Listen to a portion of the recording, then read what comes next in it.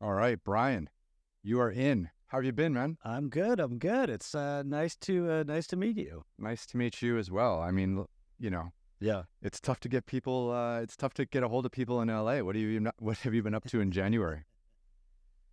We just kicked off the year. We are, last year was a crazy, brutal year with the strike. Right. And so I think we're just kind of settling back in and kind of seeing what the new normal is in entertainment, but in Los Angeles, just in general, because it's so much of LA was affected by all the massive amount of strikes that were happening. It's been strange to like follow along from a distance Yeah. because it seems like yeah, like almost 6.5 month strike shut down Yeah. everything. And I mean, Yeah. but when it comes to SAG and stuff like that, it's mainly just scripted content, right? It's not necessarily like unscripted stuff because my stuff hasn't been affected at all. Right. I believe for SAG it's mostly for scripted stuff. They came on the tail end of the WGA, and they were really kind of they were really kind of the sword that really helped us, because they also have a lot of leverage, and we had some similar issues dealing with AI and things like that. And so they were really great partners in this whole endeavor. That said, I mean, it was a very long, second half of the year, that I think affected everyone from writers to actors to directors to every single person in the entertainment industry, and then beyond, even to, payroll services and things like that. So Catering. catering. God, I mean, just everyone just like basically just had to take 6 months off. Yeah. Not everyone has the cash flow to be able to do that, right? No. And it was very difficult for a lot of people that were tangentially affected by it as well. Yeah.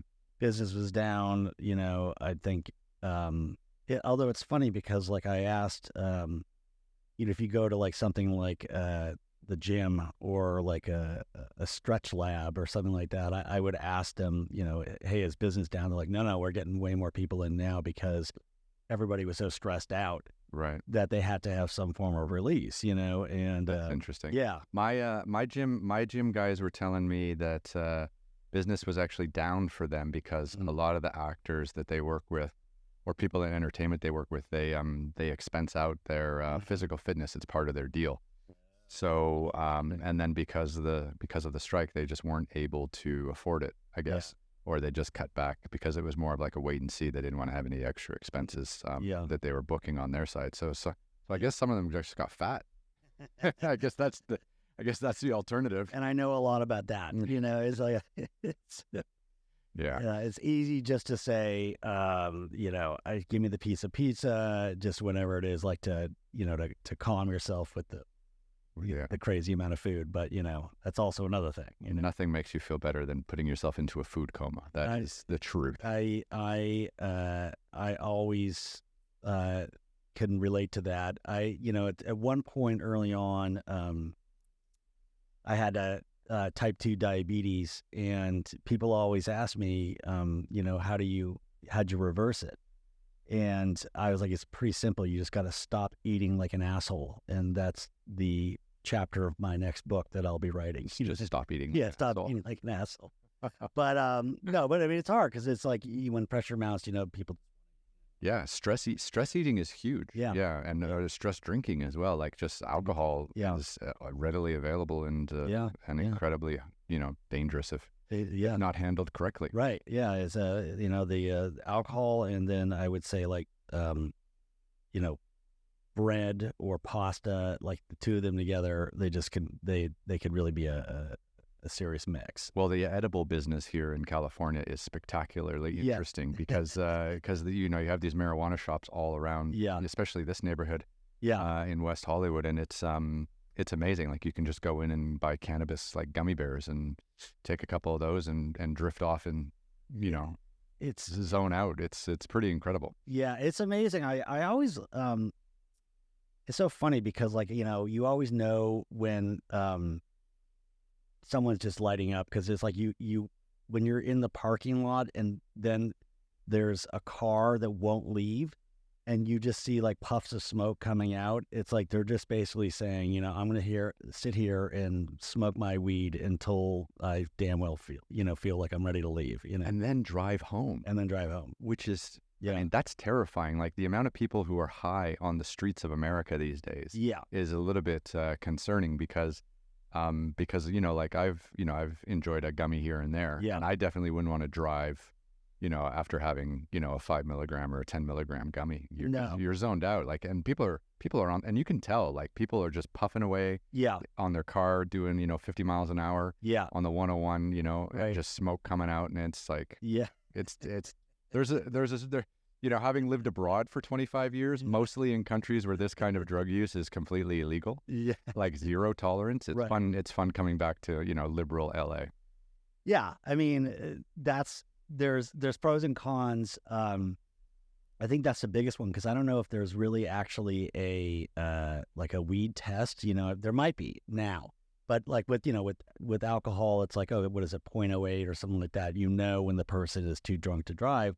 I don't know if there's like an actual weed test, because weed can stay in your system longer. So you get a lot of false positives. So that said, I mean, I see people just like always driving, or they're in my car and no one thinks twice just to light up or to do the vape, and it's like, there you go, right? And then there's that thing where they're going, okay, people who love weed, they love to talk about how it could, cure cancer and, solve all the world's problems. It's their miracle drug. It's their miracle drug. I got bit by a shark. It took off my arm. It helped me regrow it, And weed is the only drug where people just kind of either demonize it or they also, evangelize it. And it's probably somewhere in the middle. Well, like I've been on a little personal journey myself, and I probably went through a stage during COVID, where I was probably drinking too much. Yeah, and I think having access to to these gummy products and stuff like that has actually like really toned down my drinking. Oh, like I've cut my drinking almost in half. That's good. But I don't know if that's better, because if you drink really good stuff, it's not that bad for you because it doesn't have all the sugars and stuff like that you normally have in it. And then how safe is the gummy industry? So everything's killing us slowly all the time. That's the end result. What do you drink? What's your? I love a single malt whiskey. So from Scotland, so from Western Scotland or Eastern Scotland's fine, Speyside or. But I absolutely love it and love the taste. I went out to the distilleries a couple of years ago with my dad. We went and visited all the distilleries, did all the tasters, learned how they made it, like really like bought into it. It was fun. So that is, that's good. People, you remember that movie Sideways with, but I remember like Paul Giamatti. Paul Giamatti, yeah, he was talking about like wine snobs and how he hates them and stuff like that. But he was one of them. But whiskey is just as bad for whiskey snobs as wine is for wine snobs. That's for sure. I believe that. I love whiskey. I love the Japanese whiskey. Interesting. That's Nika coffee whiskey. That's great. But I'd probably say that my sort of like drink that is a go-to drink is vodka. Okay. So it would be like, and clean ones like Rika or things like that. That like they shouldn't have a lot of aftertaste, and they should be very clean and crisp, and should not give you a hangover. No. And then that you've got a good vodka. But a lot of what kids are drinking now is all, they're just getting hammered, and it's all the really crappy stuff that has tons of sugar in it when it shouldn't have that. The cheap stuff. The cheap stuff. Yeah. it's But I remember that. I remember the Jägermeister. Yeah.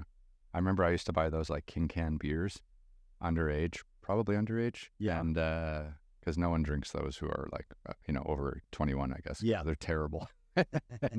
But I remember getting caught by a cop, and I got like $120 fine for drinking in public.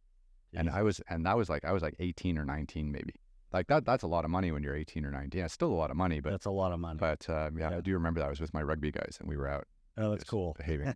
we were keeping to ourselves, but anyways, I do remember that one fine. Maybe it was just one. So look, we've never met face to face. Yeah. So where are you from? Let's take it back. I am one of the few people that actually is from Los Angeles. Say it ain't so. Yeah, say it ain't so. Born and raised here. What are you still doing? Yeah, well, unfortunately, I came back for entertainment, but I grew up in L.A. Typical skateboarding kid. Beach, go to the beach, that sort of thing. Yeah. What kind of deck did you have when you were a kid? Because I skated for years. Oh, you did? Yeah, I loved it. I mean, like I grew up in the whole Tony Hawk, Pyle Peralta era. Pyle Peralta, like the Dogtown stuff. Yeah. I would say I was a decent skater. I wasn't incredible by any means. And there were kids at my high school that were just insane. Yeah. So I was a get around skater, but I always admired, the people who would be down in Venice and they'd just be, flying off cars and things like that, or half pipes or whatever it is. I always loved that. But I grew up here in LA, did all, all the things that you think about in Los Angeles, that was my youth. Surfing, going to the Galleria, which was where they filmed Fast Times at Ridgemont High. And, those are the places that I held dear. Where the Bad News Bears, where they played baseball, all that kind of stuff. That was completely my youth, right? Amazing. Yeah, it was fun. You were growing up on a film set because everything's been filmed in this town at some stage, right? Yeah. And a lot of stuff we grew up, because the stuff, like, we're maybe around the same age, like the stuff you and I grew up watching was filmed in LA. Yeah. It wasn't until 15, 20 years ago that people started figuring out they could save a ton of money by not filming in LA. Yeah. Yeah. And so all the stuff that I grew up watching was all LA. Like all LA. Yeah. And consequently, a lot of your sort of your tangential efforts in life, like whether you're playing on a baseball team, a lot of those people were, like your coaches are B actors, or D actors. Sure. So for instance, for Little League, this is such a random pull, but did you ever see Animal House? Animal House, the movie, yeah, with John Belushi and that was fantastic. That film is one of my favorites of all time. Yeah. Do you remember the guy when they go to the bar and he goes, "If I was you, I'd be," and then they all go, "Leaving," and then they get out. The guy who said, "If I was you, I'd be," was my baseball coach. Oh, wow. So I don't even remember his name, but that's your typical sort of growing up in LA. Your coaches or whatever, they're somehow connected to something, even if it's very, very random, or there's a connection to some form of entertainment. That's amazing. Yeah. So I try to explain that to friends of mine who grew up. It's just completely different. Yeah. Well, I had a young gentleman on, Kurt, who's an influencer here now, but he came to LA and he wanted to act, right? Yeah. And so, but he ended up just waiting tables because it was like a stable salary, right? Yeah. And even when he got a lot of work and, became quote unquote, I don't know, successful in what he wanted to do, yeah, he wouldn't give up the waiting job because he was like, because this can disappear at any moment. Yeah. You have no idea. That's how terrifying it is. You have no idea. It was interesting. I grew up in the age when I went back to the East Coast first for college, and then I came back here to pursue writing because I really fell in love with writing in my junior year of high school, and I wrote plays. Plus, winter sucks. Winter blows on the East Coast. I didn't know that till I went there, and I went. You should have called me. I grew up in Canada. I could have helped you out. we were close to Canada. I was at a school up in northern New York, and I was miserable my first year. Miserable my first year, and my mom. I called my mom and dad. I'm like, God, I just hate the East. I don't. And they're like, well, what are you wearing? And I'm like, I'm in my shorts and I have my skateboard, and they're like, you're not adjusting at all. You're still a California kid just living on the East Coast. Try to see what it's about. Yeah. Buy a parka. Fuck's sake. It's not that hard, right? Get some boots. Get some boots or some LL Bean or whatever it was. But I came back to LA, started reading scripts, which is a way for people to kind of break in to the entertainment. So you're working for a production company and you were just reading scripts, or you're just reading scripts at home by yourself? No, I was working for production companies, and so Hold on. Just take it back. So what did you study in university? psychology.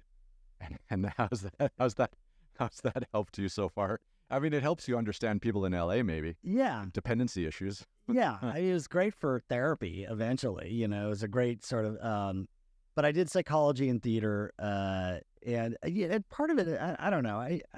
I didn't take college like, I probably should have taken my education even more seriously than I did. I was studying things that I think were interesting to me, but I always kind of knew that I was going to come back and be a writer.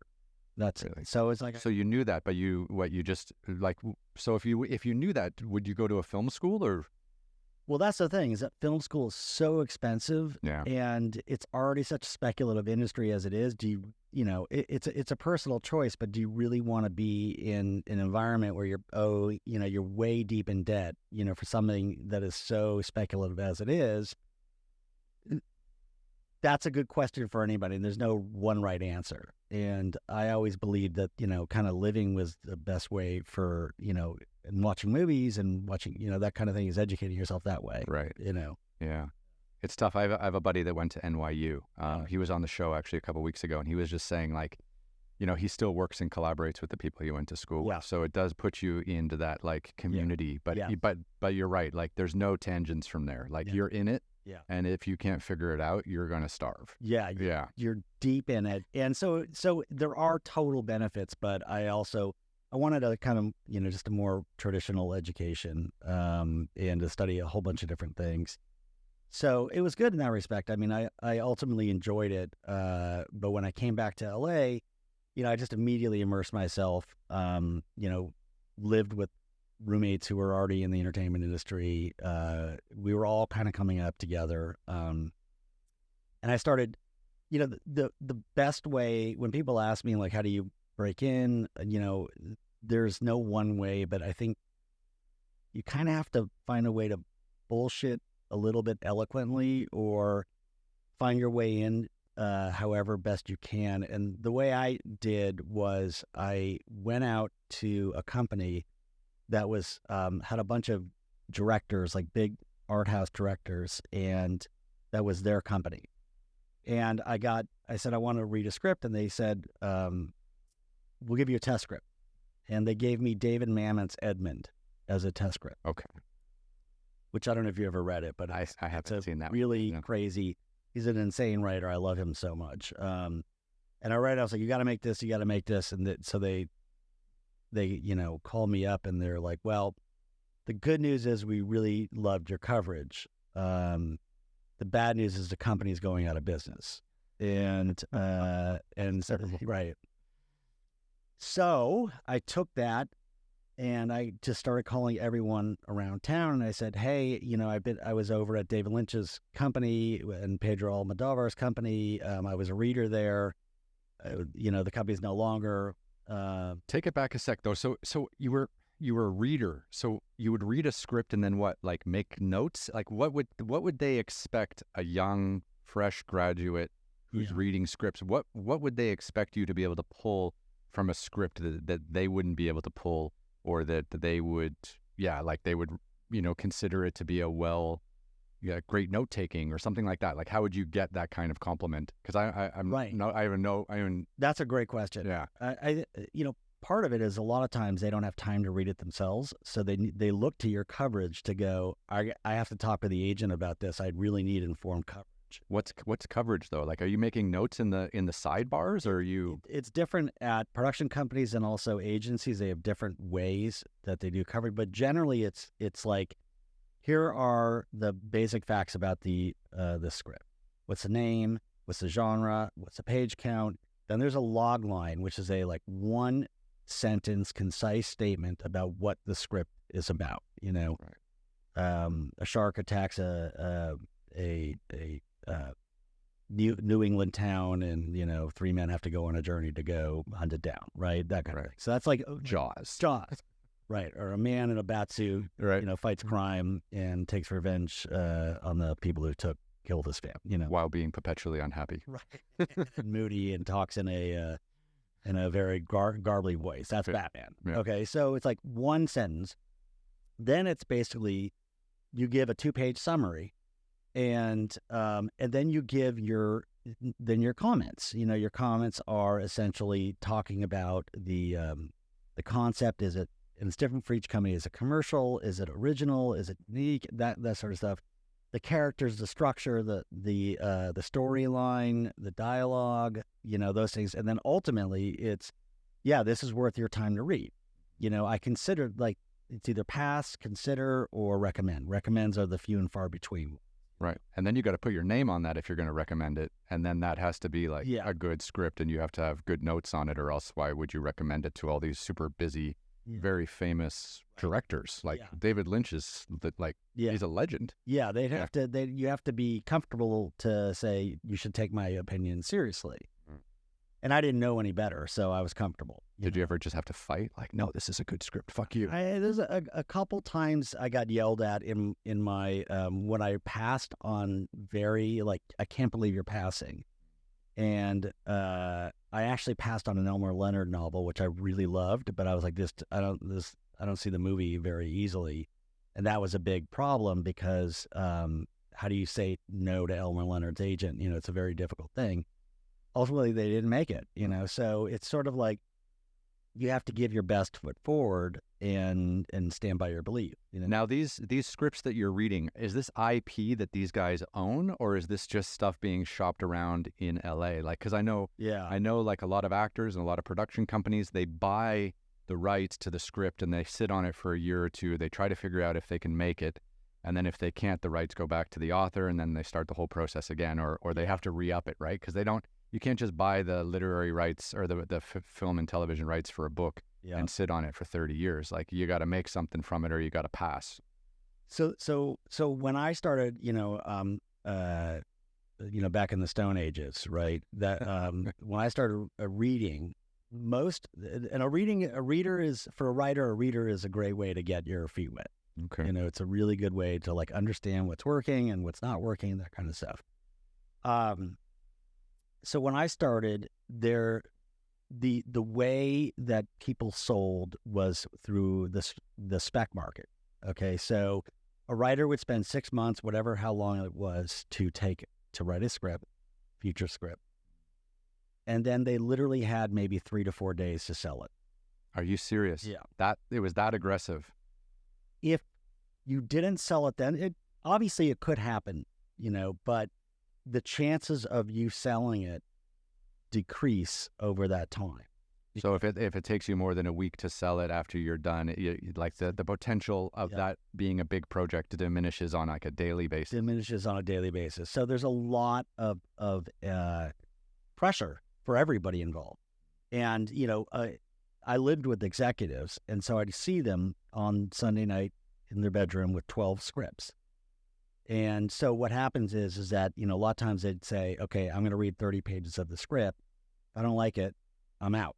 But they want the coverage because they needed to talk to the agent to say, oh, well, I didn't think the dialogue, like that sort of stuff. Right. So it's the reader is the first line of defense, for any writer. And a lot of people don't know. And it's very weird growing up in Los Angeles who, I'd be friends with, people whose fathers were producers and things like that. And the producers would give their kids scripts to read. And later on in life, I couldn't help but think, I can't imagine being a writer and the decision maker is some 14-year-old kid reading my script and having to tell his dad, don't do this or not. This is lame, bro. And so that's like, you don't know that as a writer, but that's like, unless it's like Twilight and aimed specifically at like 12 to 18-year-olds, right? Yeah. It's so you don't know, but that's just the way it is. And then at the agencies, the bigger agencies in particular, they all have readers. in-house, and those readers generally also weigh in, like, are there really good meaty roles for the actors? Because that's what they want to be able to go out and spread to the agents within the agency and say, hey, this is good for your client, so-and-so. I feel from the outside looking in, I feel like this whole system has flipped on its head in like the last 20 years. 100%. Like, I feel like 20 years ago, the directors and the production companies would have scripts and then they would look for the writers. Yeah. And now I feel like actors are just like signing on and owning scripts and buying the rights to books and developing stuff themselves that they want to see themselves in, and then pushing that into the studio system or into the, indie film system. I feel like the actors have gotten way more kind of aggressive and about like buying IP basically. Well, there are great examples of that. It used to be like when an actor had a deal, it was considered to be a vanity deal that the studio was just trying to keep them happy. But now you're getting actors who are becoming really amazing moguls in themselves, like Reese Witherspoon, Margot Robbie now, Ben Affleck and Matt Damon. They started their own company, that kind of thing. They're really trying to create. Right. They're saying we can't, at some point, it's bigger than just, what I'm on the screen. Like they have a lot of other interests, Brad Pitt, that sort of thing. They've been very successful on that too. Well, Brad Pitt, I think, I'm pretty sure I got this right. So Brad Pitt has his own company, Plan B Entertainment, right? And they bought the IP and built out the script, I think, for that World War Z, that zombie movie, which was the largest, blockbuster that he's ever been a part of in his whole life. And it was the biggest financial success of his entire career, which was brought in through, his own production company, not, handed to him on a silver platter from Warner Brothers or Universal or Sony or Netflix or whatever. Yeah. That was Max Brooks' book. And then they turned it into a movie, and it turned out to be a great, we still love it. Yeah. I watched it the other day on a plane. Yeah, it was fantastic. Yeah, my wife is like, normally didn't like horror films, but she's like, Brad Pitt's in a horror film. Okay, I'm going to watch that. So that's so they really are. And over time, I would say, in particular, the actors have had it. They've moved more into television too. So it used to be in TV. It was sort of the land of where you could make it with no one's, the showrunner, the writer was really the star of the thing. That started to change, as you're saying, in the last 20 years. It's really started to move into, okay, now big actors are getting involved in limited series and things like that. And then they often take on producing credits, that sort of thing. So they know their value for getting the things.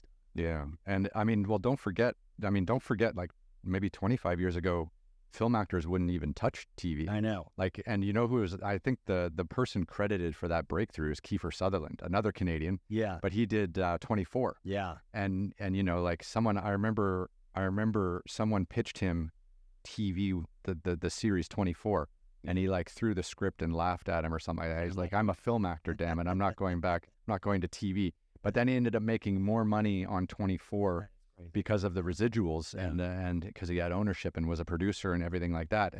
And then everyone kind of jumped on that board. And then of course, Kevin Spacey did House of Cards for Netflix, which was incredible. And then now everyone's getting in on the television, limited 8 episode, 6 episode series, which are incredible. Yeah. It's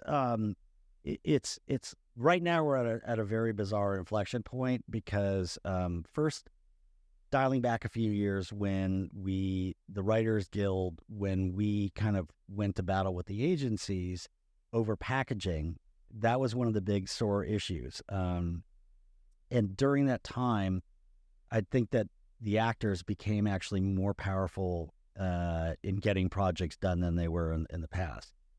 But conversely, at the same time, the streamers are asking more and more of writers. We need bigger packages. We need things.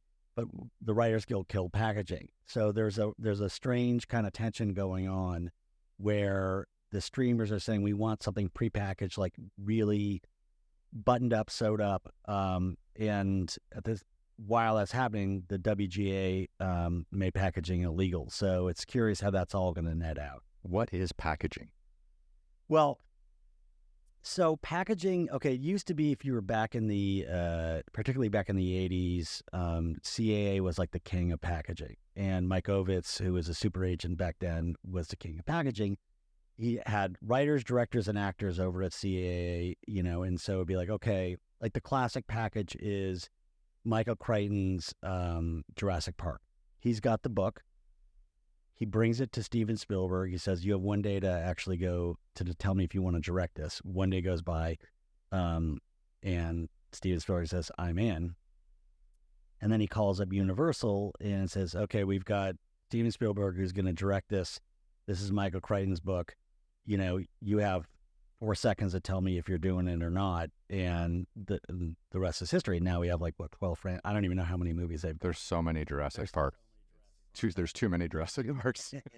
but that was a classic sort of, it's all in one house. And what would happen is that the agencies would get very large packaging fees, particularly in television. Television is, they actually had ownership in the show. And the reason why the Writers Guild started to get kind of pissed about it was because of a couple reasons. The agent is supposed to be on the side of the writer. They rep the writer. They're supposed to be fighting for the writer. However, the agent has ownership in the show. So that money from the show is coming off the top of the actual production thing, diminishing the amount of money the writer has, the head writer, the showrunner has for other writers, for whatever it is. So there's that part of it. The second part about it was that there was an asymmetrical alignment, of what the agent wanted and what the writers wanted. If the studio wanted to fire the showrunner, the agent is going to collect money on the lifetime of the show, even though his or her client is going to be fired from that show. Because they're an equity partner, because they put it together. You can't get rid of them. They're part of the part of the IP trail, right? Part of the IP trail. Yeah. So that was a problem. Then the other problem that happened is that packages became more like envelopes. So what used to happen is, okay, we've got this amazing showrunner and we've got this piece of, talent and we've got this director. We put them together, we go to the studio and make an undeniable package.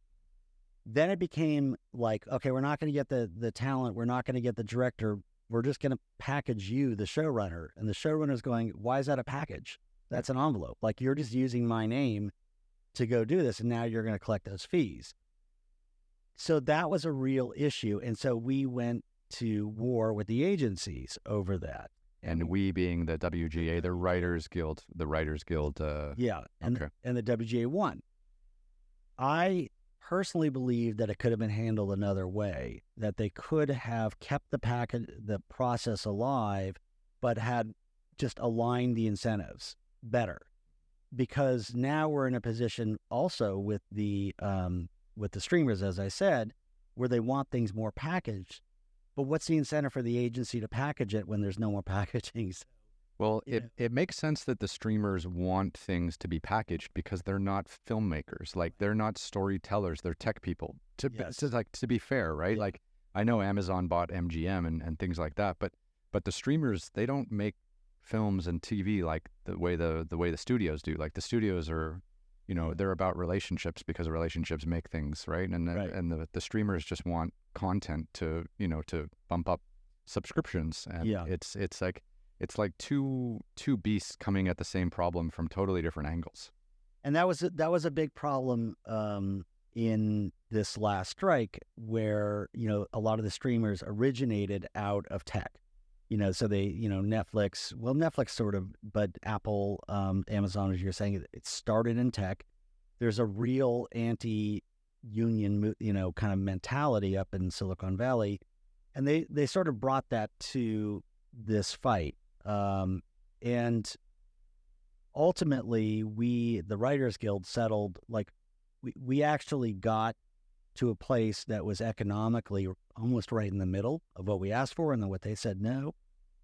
So all of that time, and basically it could have just been like at the end of the dinner where let's just split the bill, right? Yeah. But it took us 5-6 months to get there, walking around, with our crazy signs in order to do that, and in order to just go Dutch. Basically, that's basically. Obviously, watching Hollywood from the outside for 25 years living abroad. I know I learned most of what I know about Hollywood from Entourage, the movie, and of course Ari Gold, the famous super agent. But I remember when Vince and his buddy, the director, and they did Queens Boulevard, right? And it went to Sundance and won, and then it went to Cannes and won Cannes or something like that. And then everyone wanted like the Queens Boulevard team, right, to do their next, what's their next script, what's their next movie, right? And Ari was just so busy packaging like the Queens Boulevard dream team, and of course it was the Colombian drug lord Pablo Escobar, remember? And then it just tanked. And that's all right. You just don't know. Yeah. No one knows. Anybody that tells you they know, no one. That's why things are so fear driven, because no one really has the radar that could. Well, that's the thing about storytelling, is you just have no idea like what stories are going to hit. Yeah. Like you can market the hell out of something. Yeah. And have it still flop. Yeah. Or you can market the hell out of a terrible story. Yeah. And have it break even. Yeah. But you're not going to win like hearts and minds. Like you're not going to, these little movies now, they just don't get made and distributed. And I just feel like it's just a bit, it's all like Barbie and Oppenheimer. It's like, well, what about the other 150 movies that came out in 2023 that, didn't get any attention? Right. It's tough. It's tough to break through the noise. And so, what they always say, and I believe in, is like, you have to write what you're passionate about, because, if you don't, it will end up showing, and no one can predict the market. Like, if imagine Quentin Tarantino back then, someone saying, this is not commercial. You just can't, you can't do this. You're never going to make it, which he probably did here. If he had listened, what would we not have, right? All of Quentin Tarantino. Yeah. Jamie Foxx, Samuel L. Jackson, Leonardo DiCaprio. You know who found Tarantino, though? I don't even know if we can say his name on air. Who? Weinstein. Oh yeah. I know. Yeah. I mean, let's, he, for all his incredibly many horrific problems, there was a complete other side to him, which was he had amazing movies that he helped put together, and it's just, he was just a complete monster, and so, he's in the right place right now, which is somewhere in prison. So, yeah. But that's the thing, is that you just don't know. So you have to go with what you want to write. And so right now, the thing that is, there's so many rules. There's always going to be a rule. There's like, one of the things the studio says, we don't want any period pieces, or sports movies are hard to sell. Ridley Scott just did Napoleon. He just did Napoleon, right? He just did Napoleon, right? Okay. So then, then there's a caveat. Okay, well, if you're Ridley Scott, you get to do whatever you want. There's always an exception. Yeah. And we've had movies, or we've had shows that we've gone out with, my writing partner and I, where it's a period piece, and we come into a room and we say, and they're like, we really love the writing, but it's a period piece and it's hard to sell. What else you got? And so then we'll run through 5 or 6 things. No, not really. Then we'll pitch them an idea that is a period piece, but something about it just sparks their attention, and they're like, huh. So it's not just that. It's like, so you've got to listen to what they're not saying. Yeah. And they're not saying something else. And so it is a maddening process. I can almost see it. It's like, okay, we have this period piece. Here you go. And they're like, no. And then I'm like, well, George Clooney's in it. And they're like, yes. Right. You know what I mean? Like, if they can make money off of it, right, and they have a bankable star, yeah, then it changes everything. It changes everything, yeah. And right now they're in a position after the strike where they really don't know. There's a reset. They're kind of like, I don't know if this happens with you and your girlfriend, but like with my wife, when I say, what do you want for dinner tonight? And she'll go, I don't know. And I'll go, well, how about Italian? And then how about sushi? And we'll go through 10 different things, and then finally we'll get to, let's just make eggs. It's the same thing with the studios at this moment. They're basically like, they're also scared about what happened post-strike. They're like, I just don't. That's going to settle. That's probably going to be for the next 3 months. Just people not knowing what tangent to take moving forward. Yeah, it's like, you know how when you get something sent to you and it's in a box, and then you're like, well, you take it out of the box and you're like, maybe I don't want this. And then you try to put it back in the box, but it never actually, like, it doesn't. You can never repack it. You can never repack Never repack it. And that happened right before the strikes. They had all these things that were going, and now they're back, 9 months later. And it's like, well, does this actor even want to do this? So everything is up in the airs, and until the dust settles, we're not going to really get back to some state of normalcy. So But it will happen this year, I think. Yeah. The new path forward will reveal itself. Yes. Yeah. There was a talk for a while that was basically like, well, we should just go back to the old world of actually, network television, advertising. And a lot of writers who had left that because they're like, I want the freedom of streaming, are now going, I really, kind of mourn for the day when we'd have 18 episodes or 9, whatever it was, and we knew we were working for 50 weeks out of the year. Now it's like you're on a show for 20 weeks and then you're off. Yeah. So it's just changed. Handling the downtime is the hardest. Yeah. Like I've always found, because I was making adventure travel content for decades, and that's great. And you go off and do a project and you're on a high, and you're filming and you've got your friends around and you're being creative, and there's no better place to be in the world. Yeah. And then you wrap, and then you come home. Yeah. And it's just like you're twiddling your thumbs. You don't know what's going on. Like, what's the next project? When can I start? What can I read? Yeah. Who do I have to pitch? And you just start to scramble because you don't know what to do with that idle time. Yeah, it sucks. It does suck. It's awful. And it really sucks. It's especially after like a really epic adventure where you've done something quite exciting. The time that I'm the most either miserable or insecure about things is just the second I finish the script. Yeah. And then it's like, oh my God, you almost don't want it to be done, but then you have to get finished. You have to, a lot of writers, they'll just go on and on and on. And at some point you actually have to wrap it up.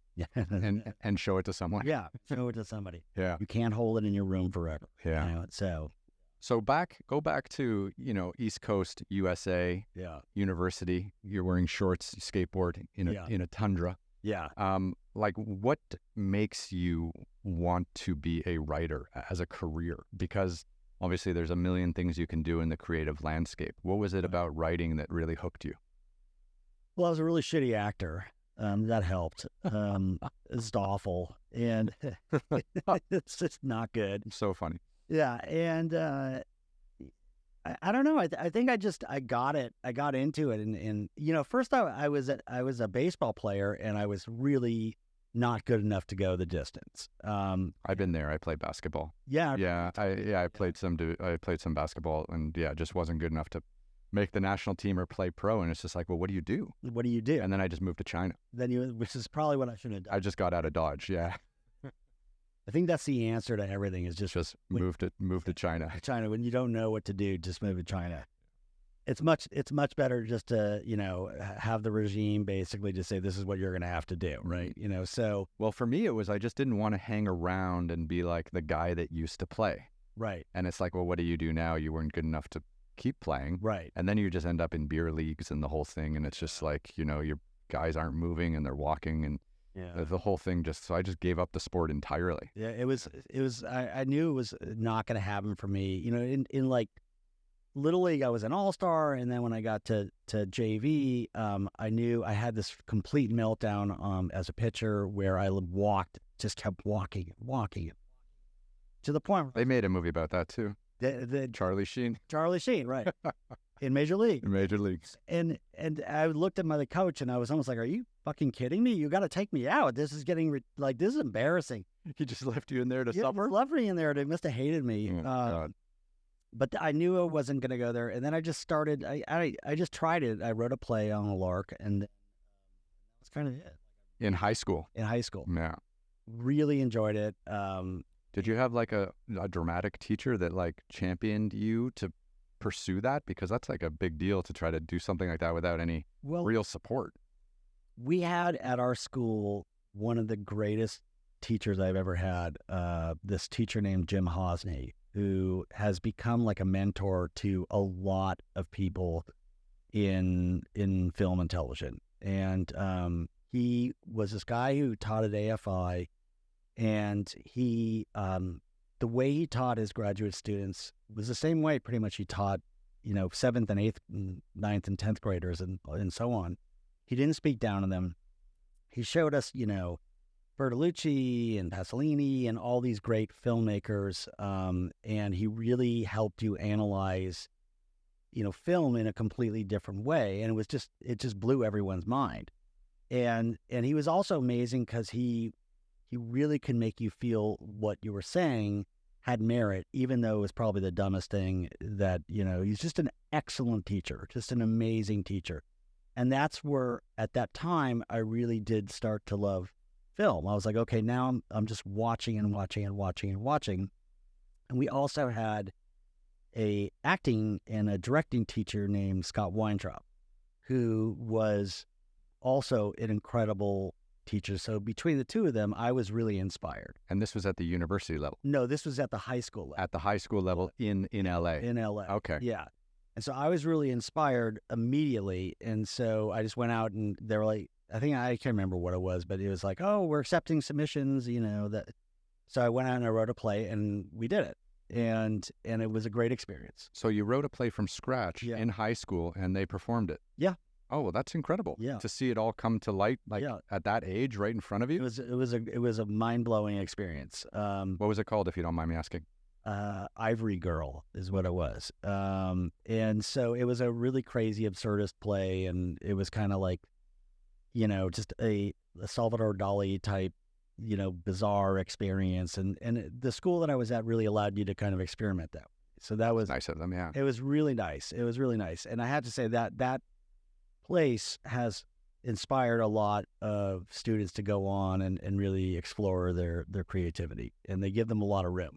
So, for instance, my son, who is at the Oberlin Conservatory, this school here, really helped him find what his music passion. And now he's a classical musician, which is amazing because I was a really shitty drummer, and I have no idea where he got any of his.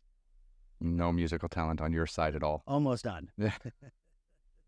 Air drums. Air drums are always important. Yeah. So you had this amazing kind of creative experience at the high school level. Yeah. And then what? You went away to university and just kind of drifted around in other subjects, trying to find something else, or? Yeah, I mean, it was.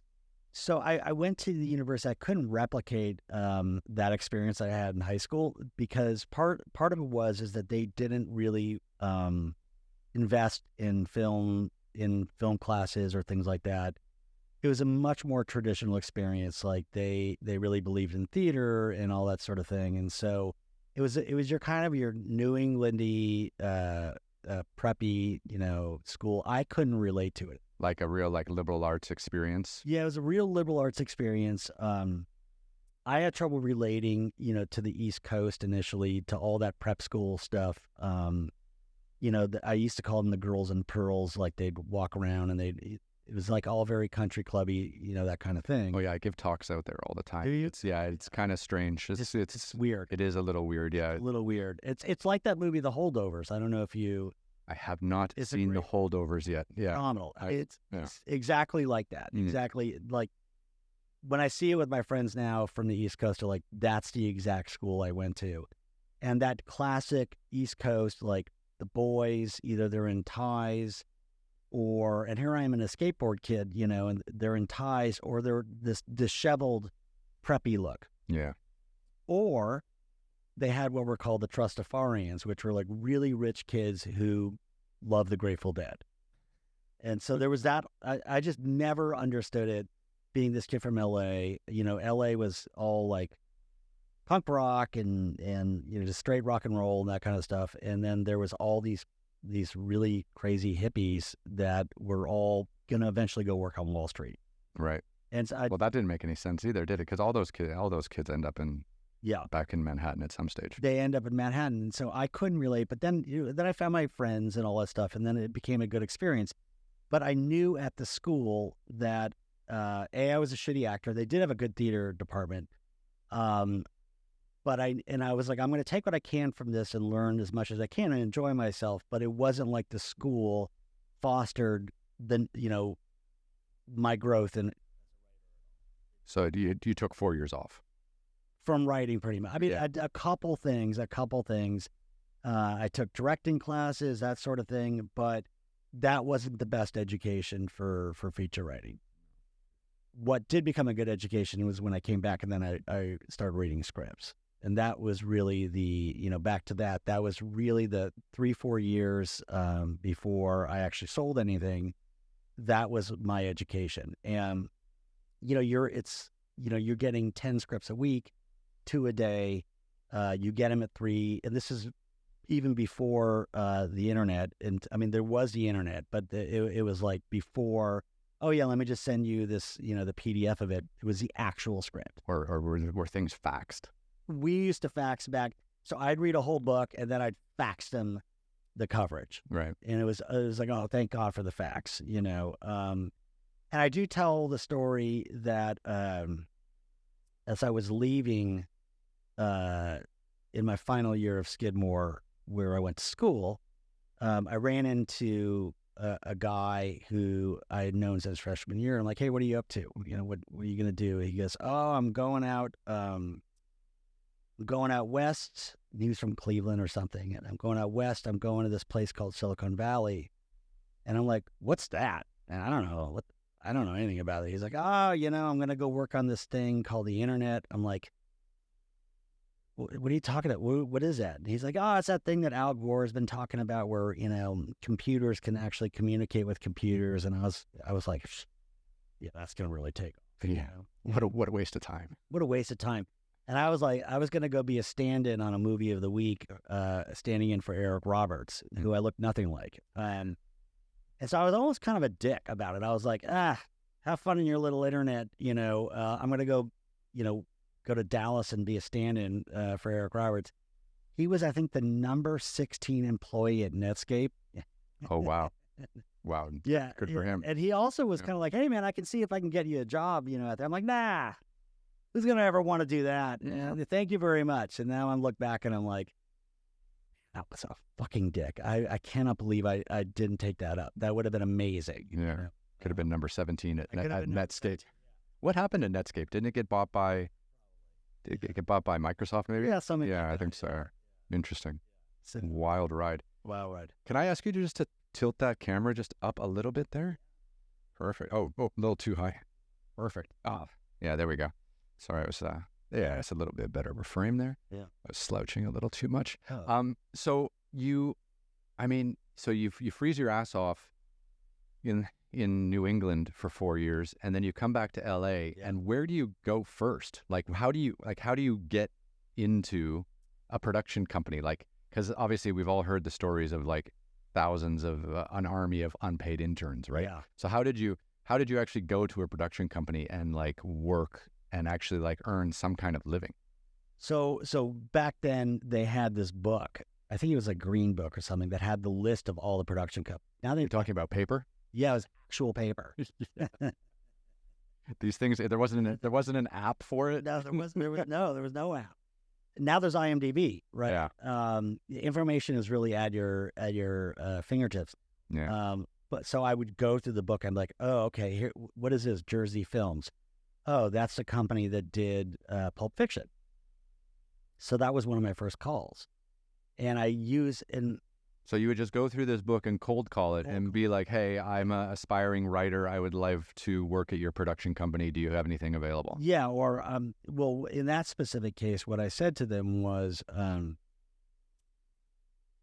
just was a reader at David Lynch's company and they closed the company down. I'm looking for new work. I didn't mention to them I'd only read one test script, And so that's why you had to fake it till you make it. I've read thousands of scripts. I'm ready for this job. Yeah. You don't need to, you got to be honest, but you can't be like, you have to find that line, particularly in your early way in, right? And you hear about that with actors or someone who wants to be an agent, how they actually kind of bullshit their way in a little bit. And if you don't have a connection there, then you got to find your way in. And so that's what I did. They said, come on down. They gave me I can't remember, but they may have given me another test script. Whatever it was, I passed. So for like 4 or 5 years, that was my number one mainstay place that kept me dutifully employed. And is that like a full-time job reading scripts, or were you paid per script, or was it like a full-time salary? Yeah, you're paid per script. They do have people that go on staff, but those are people that are not going to become writers. Those are people that are going to, work from 9 a.m. or whatever till 8 p.m. Production executives, basically, that are putting together the logistics of how these things play out, I guess. They're the ones that are going that lane. And then so a lot of writers, they come in and they read, that's how they start. They read scripts, or 1099 they're contractors. Right. You're paid per script, per book, and that's what your job is, right? So it adds up to a full, kind of a full-time job, but you have to be super diligent about it. So my thing was always, I get the script. It would probably take me about 2 to 3 hours to do a script and coverage. So let's say 6 hours of work, and then you're writing for 2, 3, 4 hours. Back then, you don't have a family, you're this, so you could literally burn all that and just go at your own pace. And that was kind of our life. It was kind of, everybody I knew was in the same boat. We do the same thing. We go out to drinks. Everybody, do karaoke, that kind of thing. Do you remember the first script you touched and made notes on that was actually turned into a feature? I think, there was a number of things that I read that were like Get Shorty was a book that, and that I knew was going to become a feature, things like that. I read Pulp Fiction, but it was already going to become a feature. And then there was a handful of other scripts like Independence Day. Oh, that small movie with Will Smith, yeah. That I was like, this is going to become a feature. It's just because at that time, a lot of things they were looking for were really concept-based movies, big concept, It was the blockbuster era. Like you and I kind of came up in that. Like in our 20s, probably like late 90s, early 2000s, everything was summer blockbuster. This is where Tom Cruise made tons of money. And so that was big blockbuster. You go in, and that's what they want. But at the same time, independent film had a life. There was it was Sundance was forming, all this kind of stuff. So it was a weird bifurcated thing where it was like blockbuster. But also you had all these theaters that were smaller theaters where you like Sex, Lies, and Videotape, Reservoir Dogs, all these movies that were coming out that really, that's when Miramax really started to kind of to blow up. All the studios had their own specialty divisions. Yeah, they all had their own independent theater like divisions. Yeah. And that went away. And then over time, those blockbusters actually became even more specialized where it was all superhero things. Family, superhero, horror movies. Horror is like the best genre for low budget, high return. Those are like the things that became that. What was Jordan Peele's movie that Get Out? Yeah, it was made for like $1 million and it did like $200 million at the box office or something like that. Yeah, it was unbelievable. When you talk about edibles, like that's how when he's falling into the sunken space, that's how I feel like when I take edibles. That's my edible experience. Matt Damon had a really good take on this a little while back. He was saying like movies like Good Will Hunting just can't get made anymore. Yeah. But the reason why, and I didn't really realize this because I'm not in filmmaking really, but he was just saying like when you made a movie like Good Will Hunting, you knew you weren't going to make your money at the box office because it's too small, it's kind of too niche. Beautiful story, amazing acting, multiple Oscars were won on that movie. Like they won for writing, and of course Robin Williams, won for best acting. But they were just saying like, you used to be able to get away with making movies like that because of the DVD release. Yeah. So you'd release the movie theatrically, and you'd hope to break even, and then 3 or 6 months after that, you'd release the DVDs, and you had like a second window to recapitalize, the money spent on the film, and nowadays there's none of that because the money is gone. Like once it's out in the theaters, if you don't make your money back, it goes to streaming, and you're never going to get your money back from streaming. Yeah, that's part of what we were fighting for in this Writers Guild strike was to get higher streaming, residuals. And it was a worthy fight on that side because there was a real drop off, and so you'd have, I don't know what the exact numbers are, but it was something like 4 times as much in the old days, or some version of that, where it was just like a real noticeable drop off that royalties and residuals that you used to count on were suddenly vanishing. Well, those royalties and residuals, they help you get through the period between work. Like that's the thing that people don't understand. Like for me and I guess you and everyone else in this industry, like very few people in LA work like full time. Yeah. Unless you're working for a big studio or a massive production company. We're all just project based, right? So if we do get a green light and we do make something, and it takes us 18 months to make it, if you're producing or directing or writing, if you're acting or something, maybe it's shorter. But then you have to, then you're sitting again, right? And and if you don't have that income coming in quarterly, you're starving. Yeah, I mean, and I read somewhere one time that kind of was really interesting. I can't remember where I read it. It was like maybe the Wall Street Journal or something. I don't know, but it was basically, it said that the way to explain residuals is that it was the solvent for technological disruption. And so they kind of went to this thing where they talked about in the old days, before you could simulcast on the West and the East Coast, a comedian who was doing an act that was being filmed, in New York, would have to refilm the act for the West Coast audience. And the studios would have to pay him twice to do it. But then as soon as they had the ability that they could, broadcast that in multiple markets, well, all of a sudden the comedian's saying, hey, wait a minute, you're going to take that one show of mine and make all this money off of it, and you're not going to pay me, that's not okay. So that was the compromise. And on the royalty thing, it was the allowing the residuals, it was allowing the everybody to kind of have a risk that could be deferred a little bit, meaning we don't know if this is going to hit or not, and we're going to pay you X, and then you'll have some ownership as the life of this thing goes on. And that way we could, rather than pay you that future value of the money now, all of it, that will be some way that we could all benefit from it. Then when the streamers came along, they were kind of like, well, wait a minute. No, we want to own everything. Let's just pay you all that money now. And in the beginning, it sounded great. Writers and directors and everybody was going, oh my God, this is fantastic. It's another outlet for your creative, your creative creations, right? Like I was always very excited when the streamers came around because there was more people to pitch to. They were going straight to series. There was a lot of things in the early stages. But then, of course, as soon as they started to realize, oh, God, the numbers aren't as big as we want, we need to minimize our risk. So we're still going to offer you, we want to buy you out pretty much on day one or at some set period of time. But we also don't want to buy you out for what we used to buy you out for. And not only, we're not really going straight to series anymore. We're doing these mini rooms where we'll hire a couple writers, and then you guys will write 4 scripts. And then as soon as we believe that it's going to be good, then we send these other writers on their way, that kind of thing. So once they believe it's going to be good. Yeah, that's what I mean, you kind of understand their side, which is, look, we have to find a way to minimize our own risk because not everything is popping.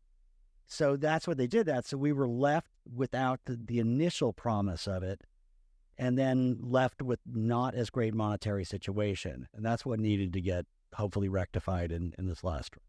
Wow. And do you feel positive about where you guys have left off?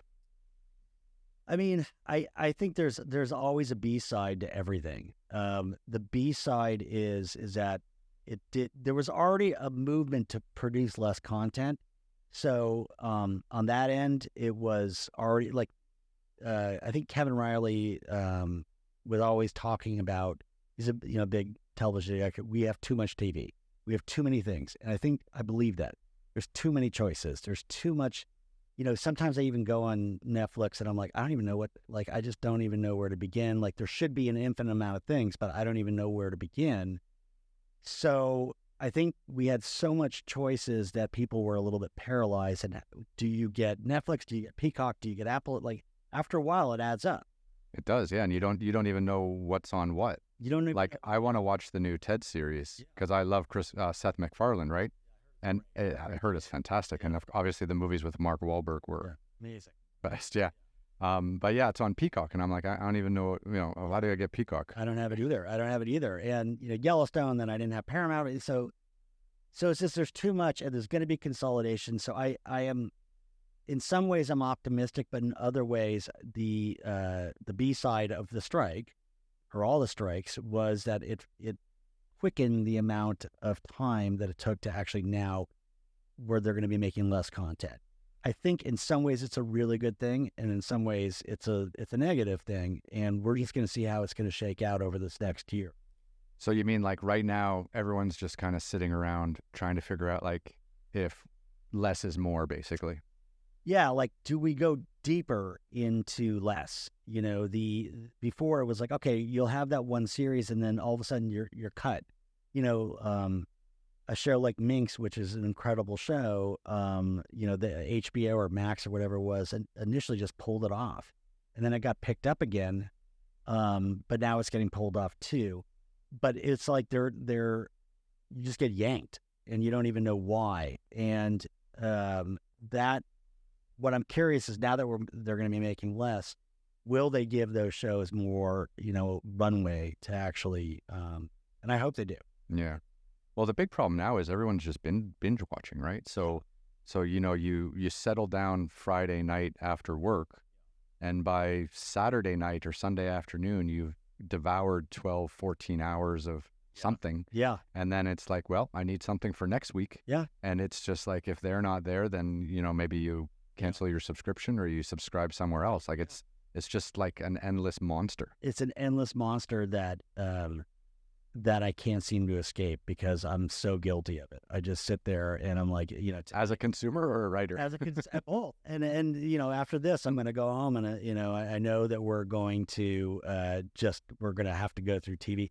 My daughter, she just got into a breakup. Literally, we watched every Kevin Hart movie that's ever existed, and I literally, because it was the only thing that was making her laugh, and it was like we watched 10 movies together. I'm like, after that, I was like, I cannot take any more Kevin Hart, who I like. Yeah. But I just can't do it anymore. Like I've got to, my mind is melting. Did you see the Man from Toronto with Woody Harrelson? That was pretty good. Yeah. It's good. Yeah. Not bad. And The Upside, or what is it called? The Upside. Yeah. It was great. He's great. He's just funny. So, but that's the thing, is you gotta, remember at some points, I think we get so addicted to the screens or whatever it is. And then now a lot of the studios started to make what they call two-screen content. So they know that people are watching the show, but they're also fiddling on their computers at the same time. So they're looking up, and so what is two-screen content? I'm not sure even what it means, but I think it means like content that is not interesting enough. It's too interesting to put down, but not so interesting that you don't. One of my favorite comedians, Ronnie Chan, he's just like, all we're trying to do now when we get home from work in the evening is just put one screen in front of another screen in front of another screen, and just how many screens can you get between you and the wall? And so true. Yeah, it's hilarious. It's horrible. Yeah, it's terrible. It is. I don't know. In some ways we've gone back. Yeah, but this is where we are. This is. Yeah. Give me 2 seconds here. I'm just gonna fix this. How's your coffee? Good. Thanks for reminding me. And then you just edit this whole thing, and make me look less bad. Make us look awesome. Right. Absolutely. So you go. Okay, so you come back from university. I'm very interested in like the early days. Yeah. So you come back from university. You're working at these production companies that you were basically just cold calling. Yeah. Through a book, like a yellow pages of production companies. Yeah. And then, so you did that for 4 or 5 years, and then what's the next thing that you do? What's the next level that you get to after being a script reader? Like, do you get to write your own stuff eventually? Yeah. Oh, well, I had already been writing my own stuff. So the first script I ever wrote, was called The Reaping. And I went out and I got an agent off of that. And we went out with it and it didn't sell because most scripts don't sell.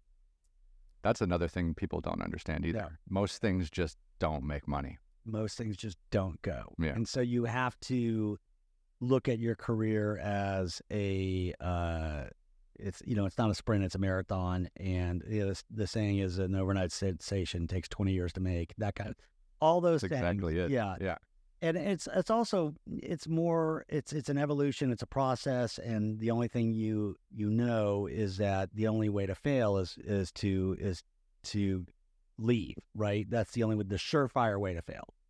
So I was writing, I got an agent off of that, went out, and then at that time I started to go on pitch meetings and things like that, and met all around town, that sort of thing.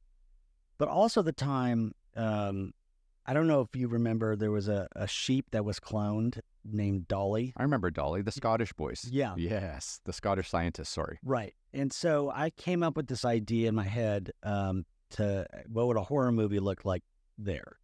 And I had a friend who was also a reader, like he was a really great reader, who was a writer, and he came up with the same idea separately about cloning. We literally came up with the same idea separately. And we're like, let's go. Mm-hmm. Let's do this. So we went around and we pitched, and we ended up selling it to a producer at the time named Joel Silver, who was at Warner. That's a famous name. Yeah, it was a famous name. And so we sold that, and then that did not get made. It sat there. It sat there at Warner Brothers it's still sitting there probably. That's crazy too. Like people don't understand. Like as a writer, if you actually sell a script, it might never be made. Most of them don't. They just buy them and they I think they're buying less and making more of less than they're actually. Back in the day, they just buy and buy and buy, and then just make less of of more. As a writer, how does that contract look, if you don't mind me asking? Like, so you've written a script, you've written like a 100-page script, you've put your heart and soul into something for 3, 6 months, 12 months, and then you sit down at this pitch meeting and you pitch it, and this Warner Brothers executive says, "Yes, I want that." So, do you get paid X for them to buy it, and then do you get paid X plus Y when they make it? Yeah. So you get a kicker, once it goes into production, because they'll probably need you to work on that production.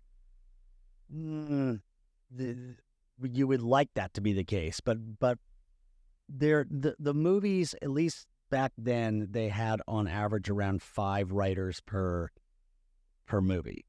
So everybody's being rewritten constantly, and which is good and bad. Bad for the original writer, but it's good for the new writer because there's more work, right? And then there's the idea of how is credit allocated. That's a tough one in this town, right? Like who's above who, seniority wise, or Well, I'll tell you because I have a story about that. And so one thing to know as when you sell a pitch, that is a work for hire. Right, you're a contractor. You're not a full-time employee. Well, you're still getting paid. You're still getting paid a W-2, so they are taking taxes out of it, and that actually contributes to your health and pension and all that stuff. If you option already a script that's fully made, then that you've already written, that's a 1099 thing generally. And that is not contributable to your health and pension at the WGA. So it's little things like that when you're talking with your agent or your manager or whatever it is, to structure your deals so that as much of it can possibly be falling under that jurisdiction. So you want to have like rewrites you put into your contract and stuff. So typically, would be they buy the pitch, you write the first draft, then you're on for 1 draft after that, maybe 2. And then it goes, then whatever happens. there's a bump at production. And the bump at production is based off of if you have, let's say it's like $200,000 at production. If you have sole credit for the script, then you get the $200,000 less the original fee. But if there's 10 writers, then it's divided by 10. No, it goes to the actual WGA for arbitration, and a group of your peers read each draft, and then they judge it on has X amount been changed in the story and this and that and so forth. So it's like there's a whole process, and it is subjective, but it generally is that once the final WGA gives the credit, that determines what you're going to make. So if you have in your contract, if it says, okay, I get $200,000 if I'm the sole writer, well, what if I'm not the sole writer? You may get half. So and your union decides that. Your peers in the union decide. Right. Yeah, your peers. And that's probably a fair way to do it. Because what typically happens is the studio comes in and says, no, I think these writers should be awarded full credit for this. Well, what happens if those people have a really great relationship with those writers and they just want to keep them happy? Right, and just keep feeding them, credits and work and blah, blah, blah. And then it's like a nice, cozy relationship, right? Yeah, and so the thing is that it's not only that, it's your residual base is based off of your credit. Sure. Sorry. Yeah. Are we having... Oh. Oh, is it kind of... Let me know if I'm talking too much too, by the way. Great stuff. And you learn by mistake. Yeah. So we're back. Oh, that's better actually. Perfect. Yeah. So so it's decided based on your peers at the Writers Guild, not by the studios, because they want to get rid of this kind of cozy relationship where... Right. The studios suggest it, and then you go, and then it's either like, so then they send it out to the people who are credited or are up for credit, and they say, do you contest this or not? And if you contest it, you're going to arbitration. And then depending upon what your jury of your peers discovers or finds or however they want to phrase it, that's the way credit is, and it's final. I mean, maybe you could appeal, I don't know, but And sometimes, for example, like an actor will get a salary to be in a movie, and then they'll also get, some percentage of the box office take. So, I've seen contracts where an actor might get paid like a $10 million salary and then get 5% of the box office, right? And you know how I know that? Do you remember a few years ago Sony was hacked? Yes. And WikiLeaks, they put all of that stuff online. Yeah. So I went to WikiLeaks and I went through like all of the actors' contracts, and everything was there, like George Clooney. Yeah. And the guy that does like 10 voices for The Simpsons, Hank Azaria? Yeah, he had all of his stuff was on there. And it was crazy. But it was amazing to see. So the question is, when you do sign on for a Go project and it's going to be greenlit and it's going to go into production, is there a percentage of the residuals that come back to the writers? Your residual base is predetermined, basically. There's a formula, and I don't know the exact formula, but it's basically like X amount of the producer's fee or producer's take. It's like it's very standard. It's not generally something that you also get some X percentage of net, but that's the big joke. No one ever sees the net. Never. Very rarely. It's the actors who really or name directors get gross points. Writers typically get net points until they become huge, and even then it's very rare that they're like really serious, off the top, participants. And so you hear a lot about those legal cases where they're like, I know the writer for like The Walking Dead, like, you cannot tell me this is not a massive financial hit. And so then you have a forensic accountant who goes in, and then that kind of thing. And then depending on what they find, has there been some malfeasance, whatever it is, that's how it comes back. But you're taking that risk, of really pissing the studio off now. And so you have to weigh that, back.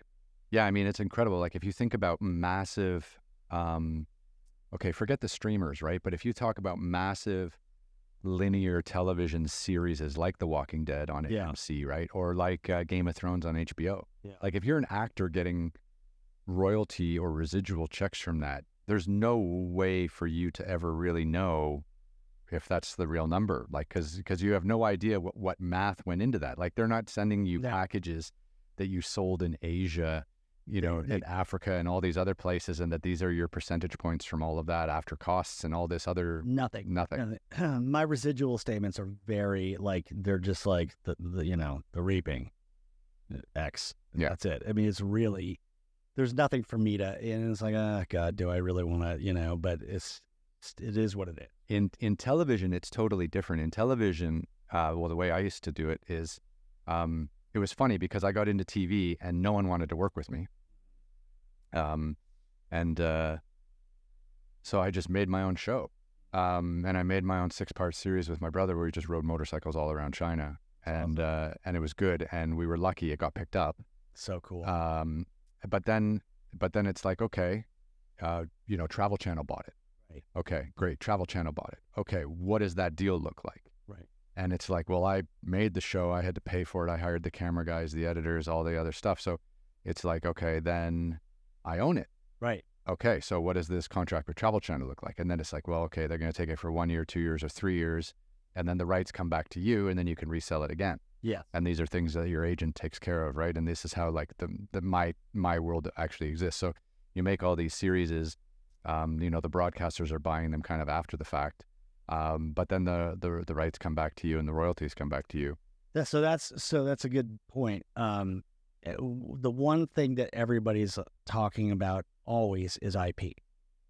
Is no matter what is intellectual property. And so for every writer or creative or whatever it is to create your own IP that you could hopefully license, but you own the underlying IP. Yeah. Whether it's a novel that, okay, well, great. I wrote this novel, there's the book life of it, and then there's going to be the film life of it. Obviously, it's very rare, but that's the goal for almost anybody, is to be able to control their own fate, right, and to keep that IP as long as you can. The J.K. Rowling dream. The J.K. Rowling or the Walking Dead, right? Is to have, that was a graphic novel comic series. It's like, or the lady that did the vampire movies. Yes. Stephanie Meyer. Yeah. Yeah, right. Yeah. So those are that is, I think, for almost any writer, because everything else, like you write a script, once you sell it, it's the studio owns it. Now there are the contracts that you could have the right to rebuy it. Right. But you got to rebuy it.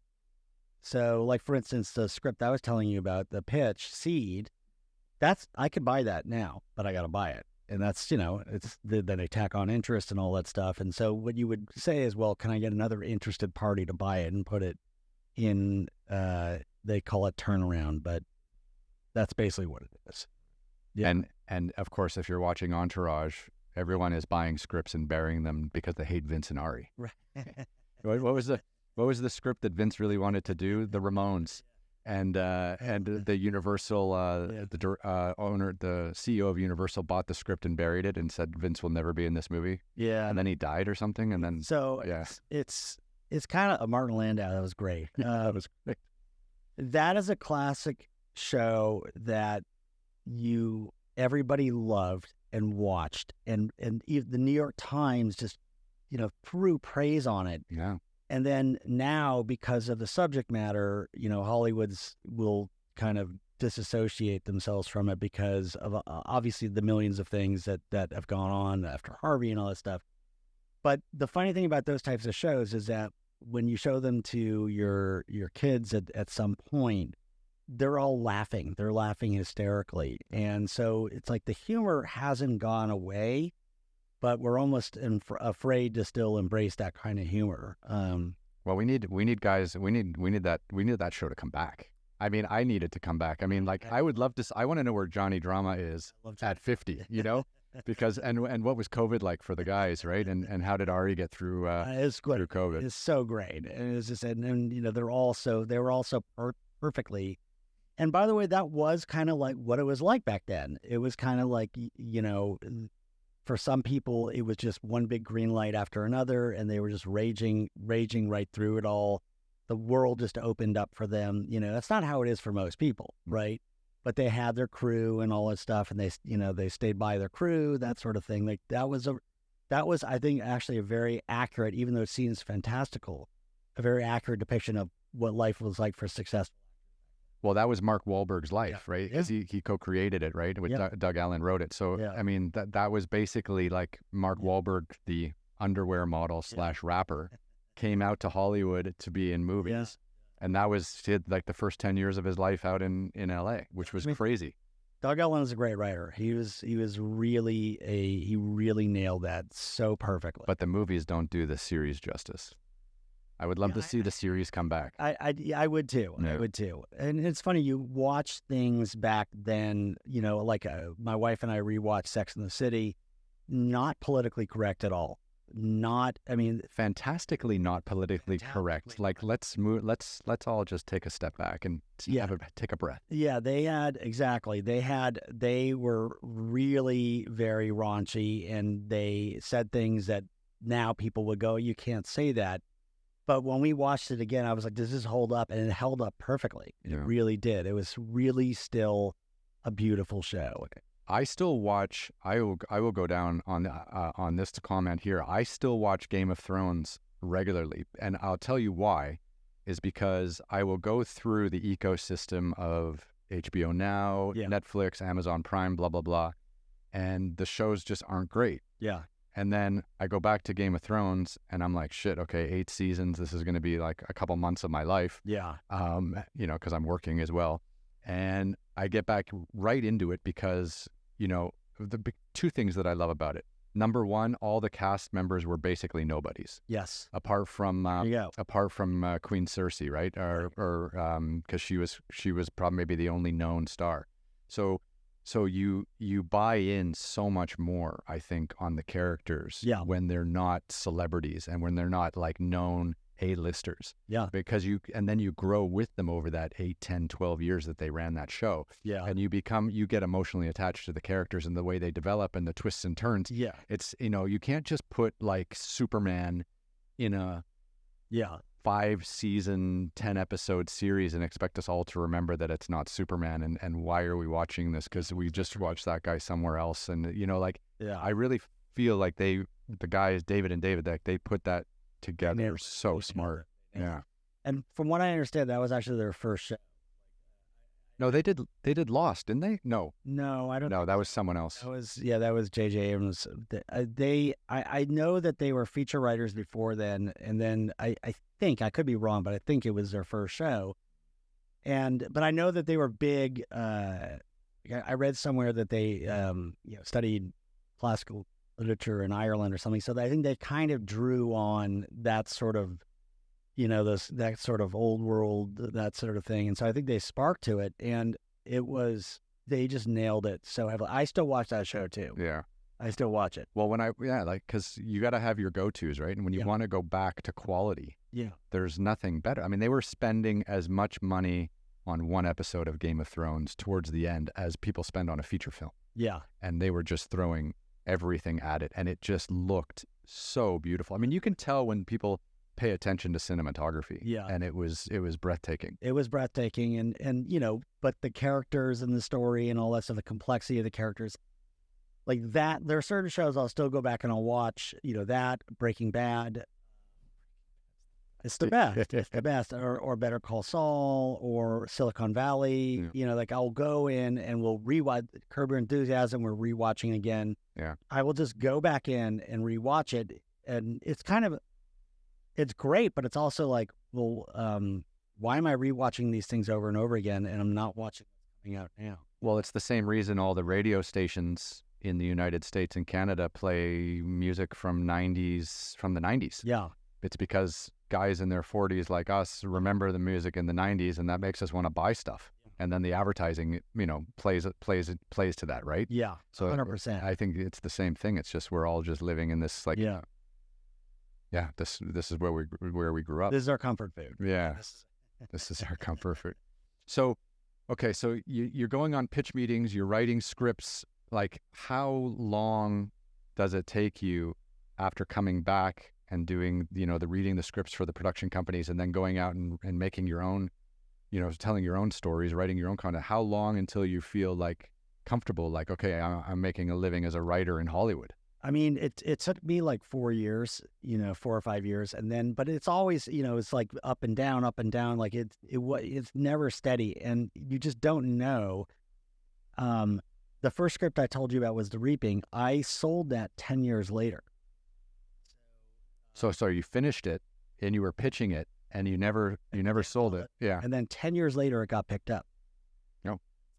So, that was like the third script or fourth script I had sold or something like that. So you just don't know. I mean, it's not a straight line. It's not a straight line. And when you make a script and you pitch it and someone doesn't take it, or someone buys it and sits on it, and then if it changes hands or someone else wants to make it, are you notified, or is it just like how do you keep track of all your IP? Because if you've written like 10 or 20 scripts over the course of 20 years, for example, and they're all out, and you've got an agent and it's supposed to be managed, like, do you even know where all your scripts are today? Like, whose hands they're in, who owns them, whose, options are out? Like, because the business of this would be incredibly difficult. It is. A script never dies. It just kind of like, if it doesn't sell, it's still there.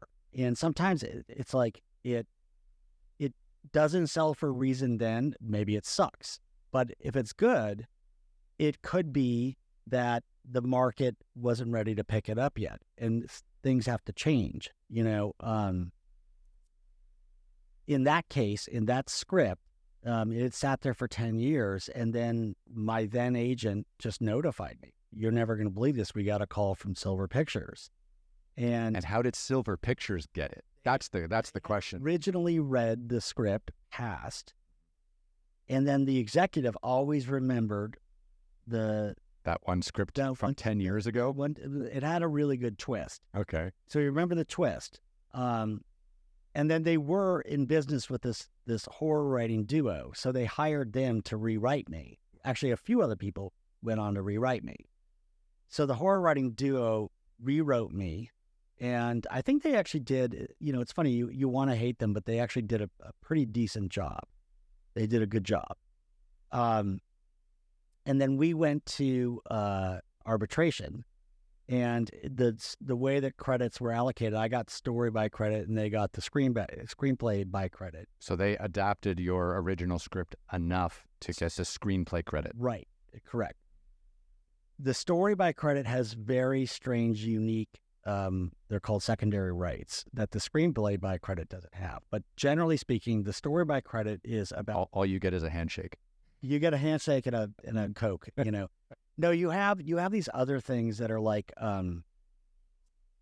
so you have the unique ability to adapt it to a theatrical play, okay? Which is like, maybe you wouldn't want to do that. Why would you want to do that? But you could.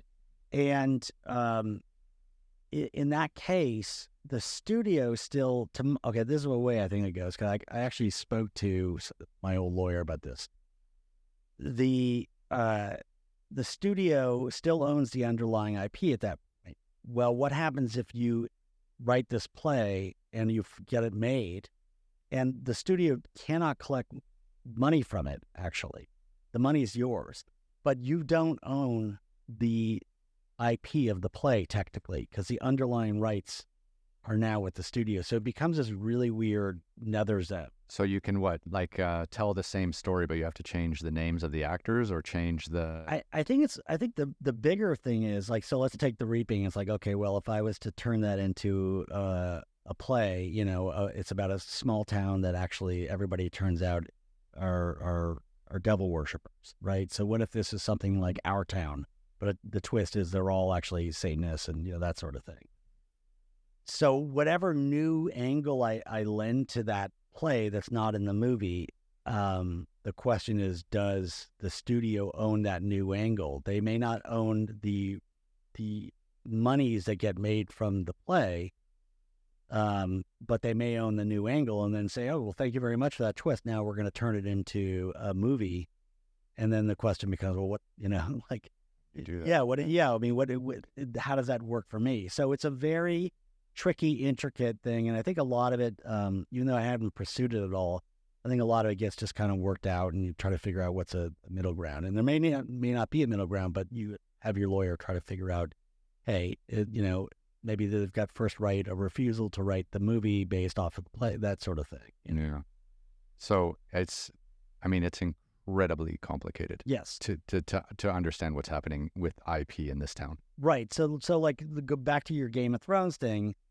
I know they changed things in the show that weren't in the book, but let's say they added a new character that became beloved by, the fans. I don't know if there was one in specific, but was a new invention that was not in the book.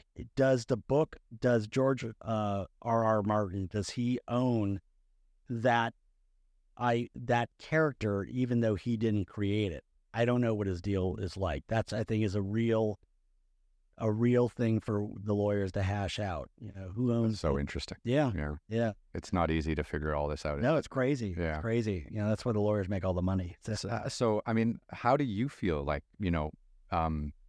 living in LA and working project to project and writing and creating and storytelling, but again, not having your next project lined up all the time and having to go through a writer's strike and an actor's strike in the same year? Like, what was well hold on, wait, we could even go back. Like, what was COVID like in this town? COVID sucked. It was horrible. So a little bit about me is that I'm slightly different in this way, in that I also have a business background. And I actually went to UCLA to get my business degree. So I have a left brain, right brain thinking. So during those times where it was like, well, we can't do anything, I'm consulting with companies and that sort of thing. And one thing that I've always learned is that business can be as creative as writing can be. It's just in a different way.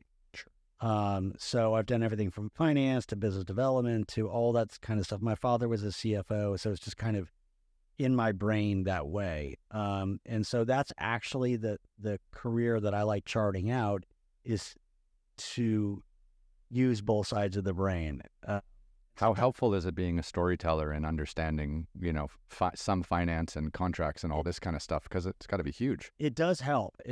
Because, with companies that I work with, particularly that have a creative bent to them, they know I can speak the finance language, but they also they appreciate that I'm coming at it. I'm not your straight finance guy. I come at him and say, well, no, this is a creative-based company. We have to honor the creative, because the creative is the engine that makes you the money. So, it's good on both sides, where a lot of writers who don't have the finance background, particularly when I'm talking to them about things, I can explain things that are in their own contracts that I didn't know in the beginning myself, and you learn by doing, so that's always been which I discovered my path just a little bit later. But that's always been my thing, in terms of, for the last 20 years, it's like writing. Okay, I make money on that. All right, well, my next project's coming, who knows, when it is. Well, in this time I'm doing, so it gets confusing at times, because I'll be literally during the day, 3 hours, I'm doing a spreadsheet, and then my brain switches, and then I'm working on a script. Yeah. So, there's a little bit of a schizophrenia element to it. I love that, though, because then because it was always nice using your brain in different ways. Yeah. I remember pre-COVID when I was super, super busy. I remember I was doing some commercial work for Tourism Canada. So I would do these big sometimes multi-month projects for tourism bureaus and stuff like that, which were great. And that's making content. And then storytelling. And then I would have BBC Discovery work, which was kind of more nonfiction adventure stuff. And then I would have speaking. So I'd be traveling all around the world giving talks about climbing mountains, walking across deserts, working in small teams and stuff like that. So yeah, so I had like an agent for the speaking. I had an agent for the television. And then I had like a corporate agent that would try to find me tourism bureaus and stuff like that to collaborate with as well. And I had like, and so it was all these different hats that you kind of had to put on every day while you were managing all these different different creative outlets, so to speak. But all the time, like contracts, financing, scheduling, expenses. Once you've run a production, for a whole year, I mean, Jesus, like the bookkeeping is ridiculous. I fully agree with that. And right now, as we were talking earlier about IP, I'd mentioned to you before that I'm launching my graphic novel this year, and it's one of the things that I'm finding most satisfying is, okay, all right, well, it's not just the graphic novel, but now you got to obviously set up the website, you got to learn the marketing, you've got to do the accounting for it, you've got to do the contracts to make sure that you have all the IP right, all that sort of thing. So it really is a 360 venture that I find the most creatively satisfying to be able to kind of walk down all these different paths. And I wouldn't have it any other way. I wouldn't go back to just being, a reader than a writer. Like I think I actually found my mojo a little bit later on, by actually going to business school. Sure. Because that actually got me to the point. I think early on when you're writing, you're not living necessarily. You're just, particularly back then where it was like spec. You're not really living. You're not going to China and you're not, going and riding motorcycles around, or, there's always a classic thing for writers like, well, I don't want to get married until I'm more secure. Well, you're never really necessarily going to be secure. I'm still waiting. Yeah, it hasn't happened yet. Yeah. So if you hold off on your life, don't hold off on your life. Just go. And I think when I got to UCLA, to Anderson, I met all kinds of different people. I met engineers and finance guys and military people and, heads of studios and all this stuff. And everybody had a different story to tell. And, when we were talking in creative business, that kind of thing, entrepreneurship, that you could see the palpable excitement of it. And a lot of people who didn't even think that they're creative, they're just super creative in other ways. They can look at a spreadsheet and numbers and be able to kind of dance around it and go, no, this is what we're going to do here. They're like, we're going to figure out how to do that kind of thing. And that to me was super creative. And that sparked with my own writing, because I think I took a different approach ultimately than I was before. It became a much more fully fleshed out attention to characters, versus big concepts that, really kind of really settling in, taking a break and saying, now I want to really focus on this character and kind of really explore this. And before, when you're isolated and your only world are other entertainment people, you're not really. No, it's definitely not. And when you're only doing one thing, I feel exactly the same way you do. Like, I get so much pleasure out of planning, logistics, interviewing guides, figuring out the routes, then getting the camera guys, picking out new equipment, like being part of all these conversations. Like, I love producing the entire experience. Like, people have always said, oh, like, you host your own TV show or you host a TV show, you must just show up whenever they tell you to and then talk and then move to the next scene. It's like, no, like, I do everything from the very beginning to the very end. Like, I'm writing the script, we're doing the VO in the studios, like we're planning, we're doing all the logistics. Like, I loved like it from A to Z. Yeah. And touching every single part of the production from the absolute basics at the beginning to putting on the finishing touches. And it was so much more, I think, rewarding than friends of mine who would just be hired as talent and then just show up and be sheeped around, right? I couldn't stand that. Yeah, I imagine you just don't feel like you've got control in that situation. You're having a very isolated part. And I'm a control freak. So that's the other part of that story that, We're in our own way. Yeah. And we're everybody in their own way. Yeah. So, but yeah, I mean, that's a general idea. And I think if you're willing to learn, I look at a lot of things as like, okay, this is a learning experience for me. Part of the reason why with my graphic novel that I didn't go out and pitch it was because I wanted to actually learn, I didn't want to I wanted to control my own destiny on it. I wanted to own the IP outright. And I didn't want to have another ear that I had to kind of pay homage to on that sort of executive basis. But I was nervous about it because I'd never done it before. So the most important thing in that situation is to find a partner who has done it and to guide you along where you are weak. And that partner in mine is the artist who has done a million different comics and graphic novels. So who I not only lean on for the visual, the visual element, because I'm more of an auditory person. He's an amazing visual artist. But to kind of say, yeah, this is where we should have a close-up, this is that kind of thing. That this being in particular my first time, I wanted a real pro. So going from script writing, TV, films, et cetera, when did you decide to make a graphic novel, and how is the process different? Well, so I had this idea about 15 years ago, actually, somewhere, I think even at business school. And then I thought about writing it as a novel. Like it's a YA story. What's a YA story? Young adult. Okay. Yeah. So, it's kind of like the Hunger Games. And, but I never just life got in the way. I had kids, to actually sit down and write 400 pages or whatever it is. It just became too daunting. As I've always looked at graphic novels and comic books with, kind of an adoring eye because they're super creative, purely visual, but also great storytelling, great characters, that kind of thing. When it's not just the superhero thing, even though that can be interesting, they really do explore like serious themes, serious, mature adult themes that are really important.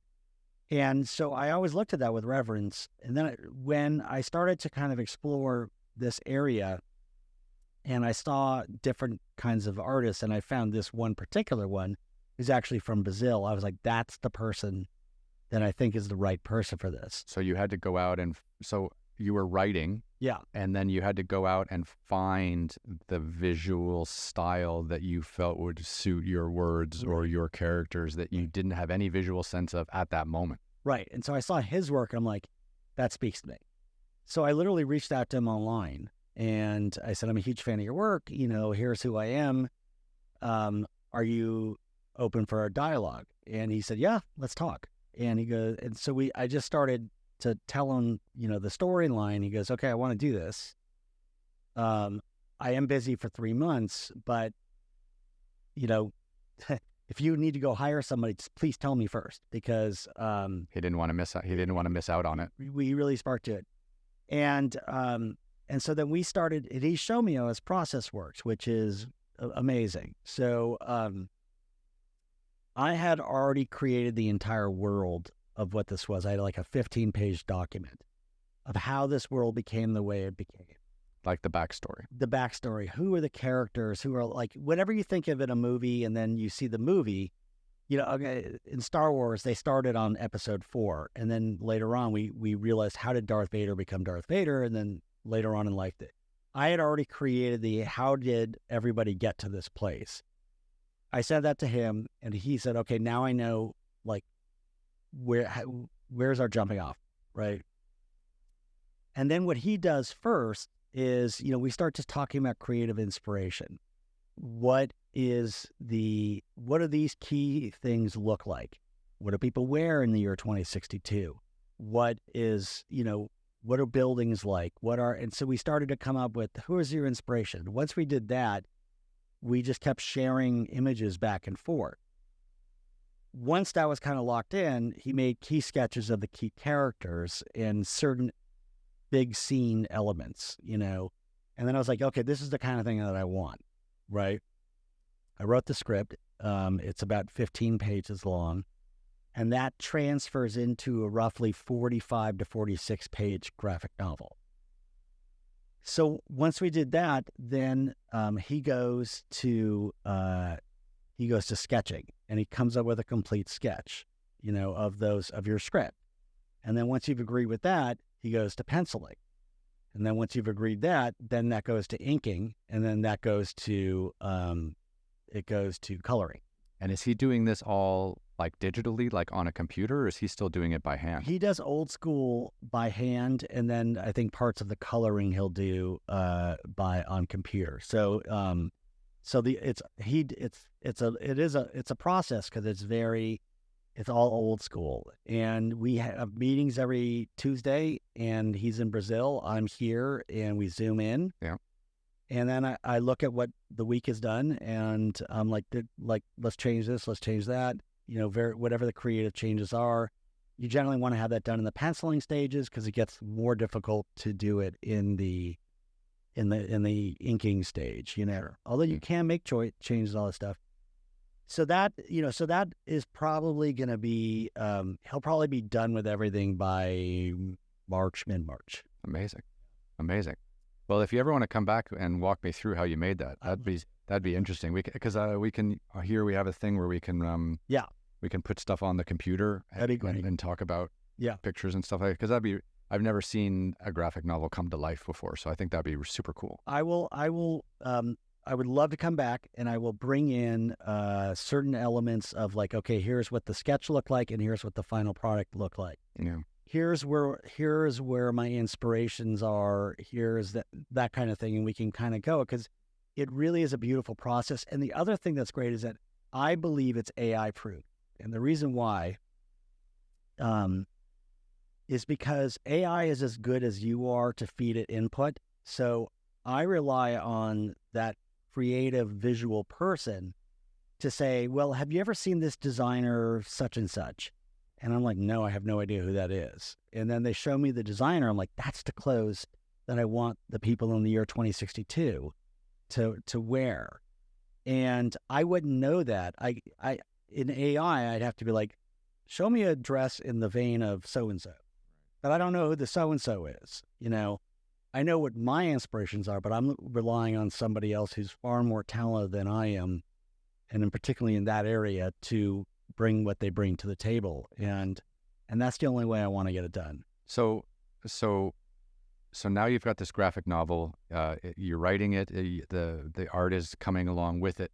What happens when it's done? What do you do with a graphic novel when you've completed it? Yeah. So, there's a million different things that you can do, but one of the things that you do, a lot of people do, are Kickstarters, because Kickstarter is not just a way to help you raise money for finishing your project and the next project, right?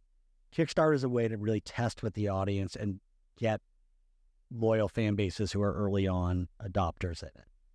Because you're not readapting some random Japanese graphic novel from 30 years ago. You're creating entirely fresh IP. So people are going to have to buy into your writing and your characters from scratch, right? There's nothing for them to hold on to from previous generations. Correct. I mean, and so you have a market, whether you've got your own fan base or whatever it is. Like, let's say you're I know that Brow has a very substantial fan base on Instagram. Like, you have, a ton of different people all across different channels online.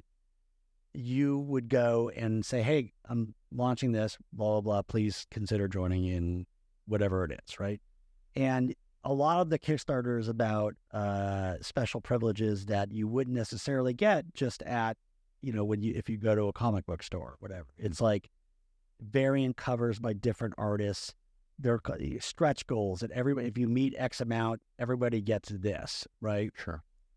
So that's one thing. But the second thing that I'm doing with this is that I am donating, because of the theme of the book, which is it's set in a prison complex in the year 2062.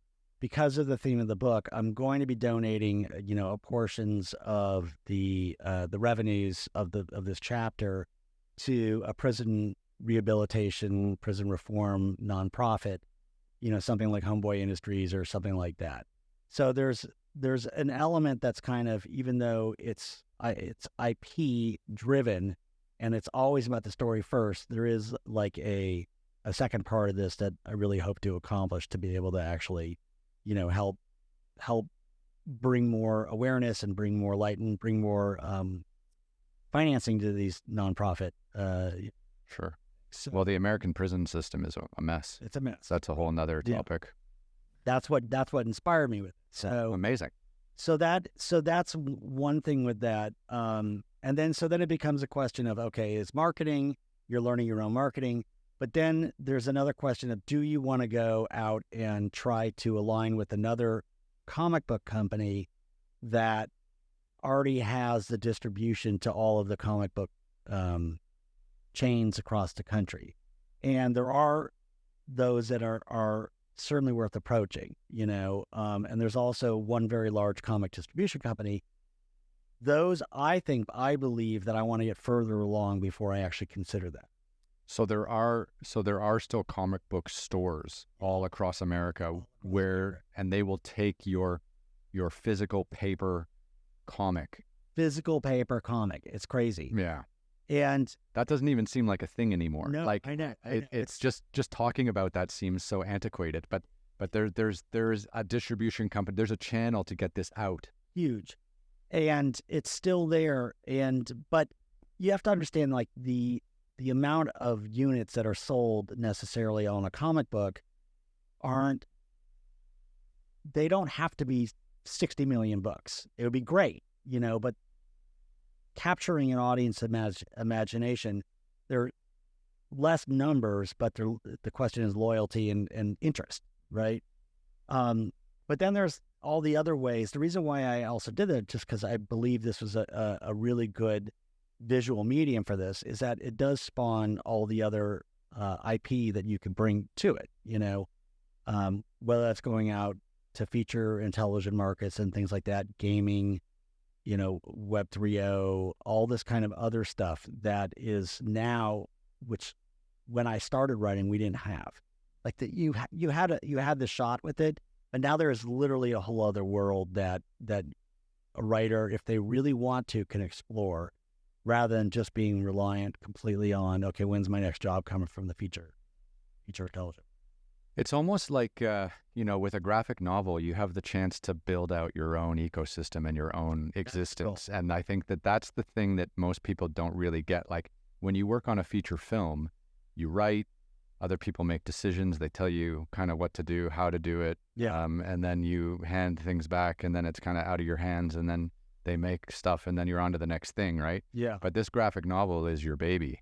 And you get to decide what comes out of it, how things come out of it, what that looks like, whether you're going to travel around the country doing a one-man show talking about, your passion for how you created this. Right. It's your entire ecosystem and it's just as big as you want it to be.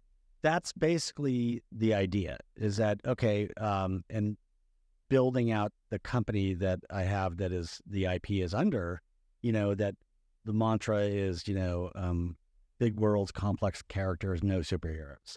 And so what we're doing is really like genre-based generally, but mature themes, whether it's a horror project that has, you're dealing with themes of like, say, bullying or whatever it is, that kind of, they're kind of resonant themes that hopefully anybody can really actually, relate to. Sure. Is kind of what we're trying to do. And so I think this is, for me, this is the first way into that world. And then it's, as you're saying, it's okay, how far and how wide do we try to make this thing go, time will. Yeah. No, that's exciting. I think you're really going from being a writer for hire to building out your own like universe. That's what I like doing. And that's what I wanted to.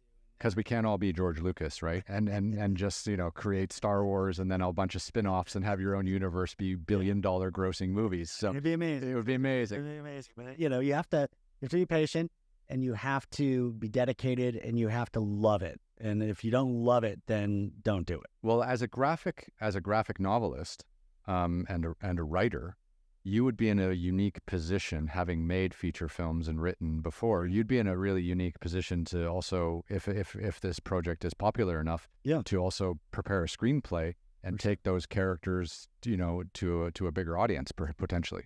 And that's the thing, is that most writers that, most comic book companies, they basically get the comic book artist, and they're generally not going to be the writer in features or television. I'm trying to gear this company into a way where, whether it's me or somebody else who's a writer who I respect, that they come in and then we create the IP, and then they have that, and it's like, well, no, they're already the ones that are going to be, they have the first right of refusal whether they want to actually go do this. That's my goal. So 12 months from now, you are the hottest graphic novelist in the United States. Hold on. So then you go into WME or CAA, and you're like, okay, guys, this is going to be a movie. I'm writing it. I'm directing it.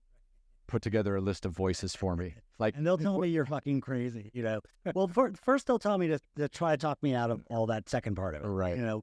They'll be like, just stick to that thing. And I'm not going to go in and pursue the directing part, but I would go in and pursue the writing part. But also, you could hand over the reins. You could hand over the creative reins to another director, because you created these. This is your baby. I did. Yeah. But I'm not a director. I'm a straight writer. Yeah. And so, look, if George R.R. Martin, God forbid I was ever even 1/50th as talented as that guy, could do it, and be cool with it, then I think Brian Rousso could be cool with it. So I think, and I want to partner with people who I respect. So, for instance, one of the you should go back to David Lynch and be like, hey, David, 25 years ago, I worked for your little production, and I was reading scripts for you. You want to complete this circle and direct my graphic novel? To do it, yeah. I mean, I think that, if this was for TV, it would be, the story. What was The Last of Us? It was a video game, and then it was a video game, yeah. And then they turned it into a book, and then now it's an HBO series with Pedro Pascal, and which is good actually. I watched it. It's very good. Yeah. They brought Craig Mazin, who's an incredible writer. Someone like, I would be completely thrilled to be working with someone like of his caliber that is just so fantastic. That, that where the sum of the parts is greater than the original. And the other thing that I've noticed is that even in creating this, I think there's an illusion that any person as a creator is it's got to be this way, that's the way it is, like that kind of thing.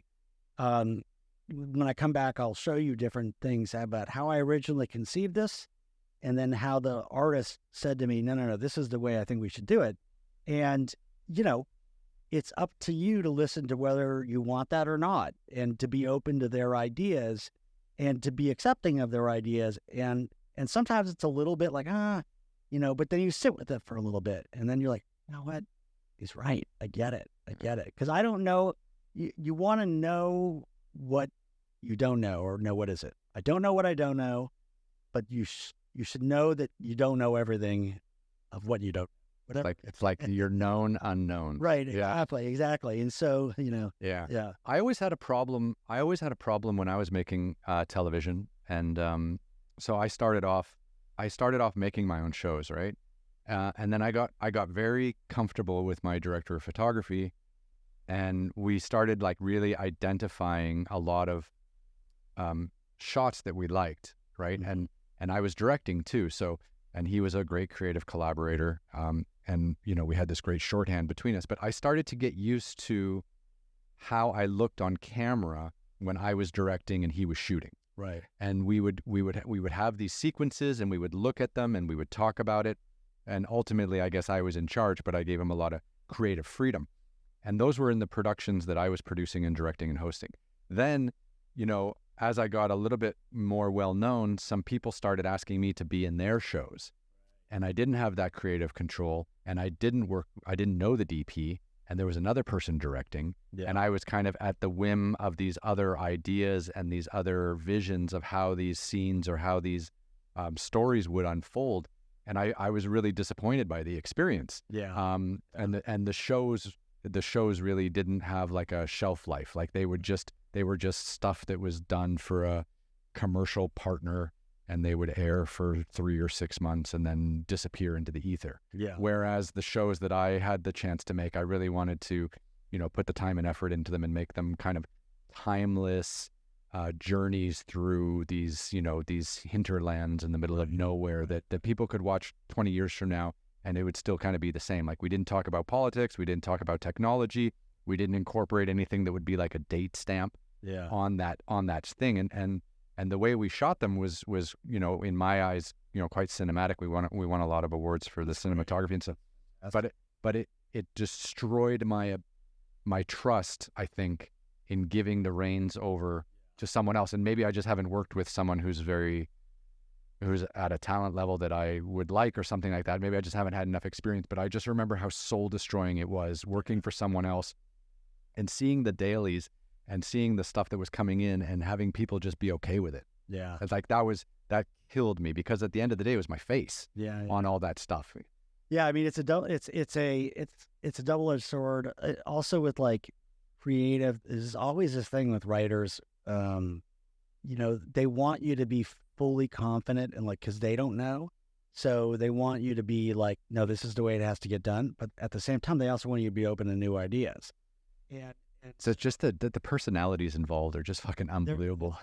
And the emotions and not hurting people's feelings. Yeah. Like being able to walk that line in a creative space and not hurting people's feelings, but still getting what you want is so rare and unique and such a skill. It's a huge skill. And I mean, I'm more of a collaborative guy. I'm not a dictator, as some people I know are dictators, and it just depends on what's the environment going to be.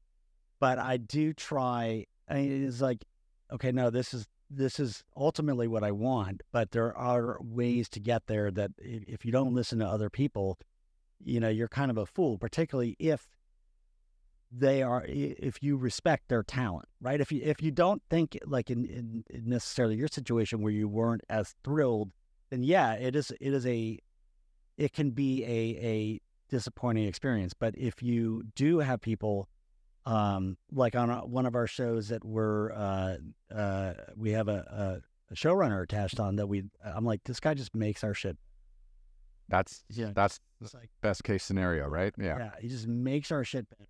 And that's the ideal creative collaboration. Right.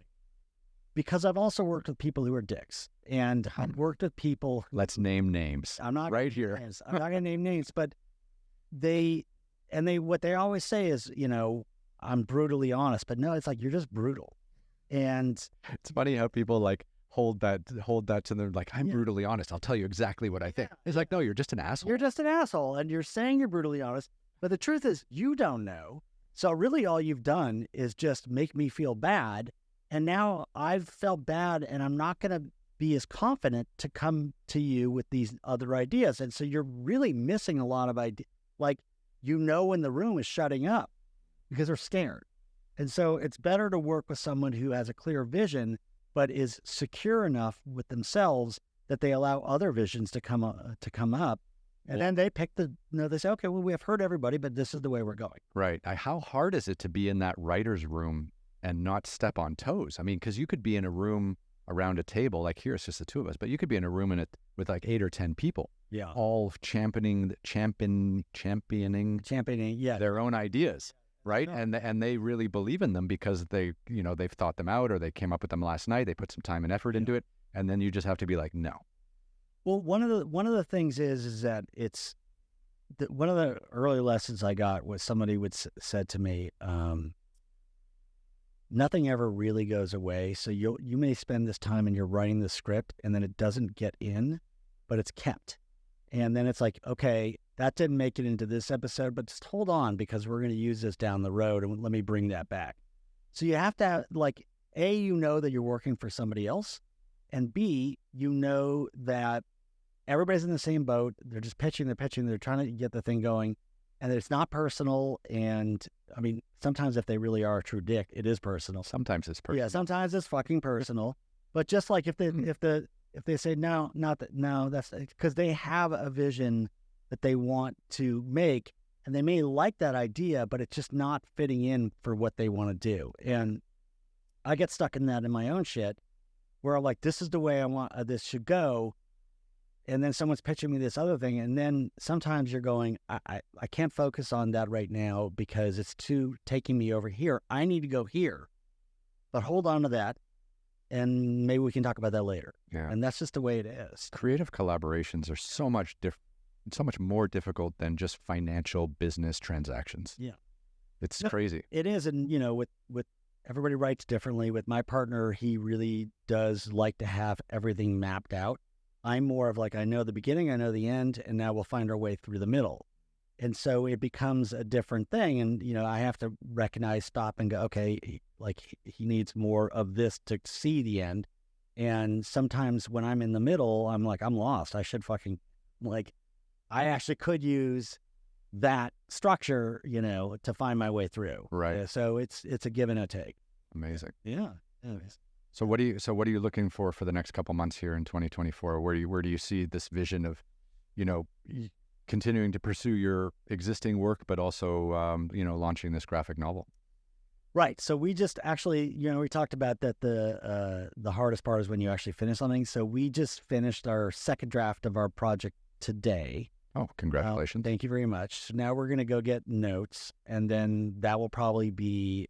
Who do you get notes from? Actually, there's a great site that we go to that is... They give great notes. You pay... Do they crowdsource? Oh, yeah, they have readers. Oh, really? Yeah, you pay them. And I like that because it's not giving it to friends who are going to sugarcoat stuff, or they will be scared to tell you. So we'll get the notes. How do you protect the IP? How do you make sure nothing gets out or nothing gets leaked? Register the Writers Guild, and you know, there's just at some point you got to let your baby go, right? You know, that's the hardest part. It's the hardest part. Showing someone what you've been working on for like years. Yeah, it's terrifying. It's terrifying. But so then we go to that. Then we'll go to our manager, and we'll hear what he's got to say, and then we'll see, right? Yeah. Then depending on that, whether like if we're onto something, you know, then we'll go out with it, right? We'll go out to the marketplace with it. So that's going on with that. And then with the graphic novel, it should be done in mid-March. Our Kickstarter is going up in late February. But again, I'm not waiting on finishing the novel. The Kickstarter is going to go up. And then we're going to go to print in May of this year, between May and June. And then the marketing should be in April, that kind of thing. And then after that, I'll take stock on where it is. And depending upon where it is, then, you know, hopefully. That'd be great. Yeah. And is this something you would like take to Comic-Con? Or try to sell it there, or try to increase the audience opportunity? Like, I mean, because I know Comic-Con is big for like superhero movies and any genre, any IP that's come out of a comic book kind of environment, right? And of course the stars go and it's big marketing.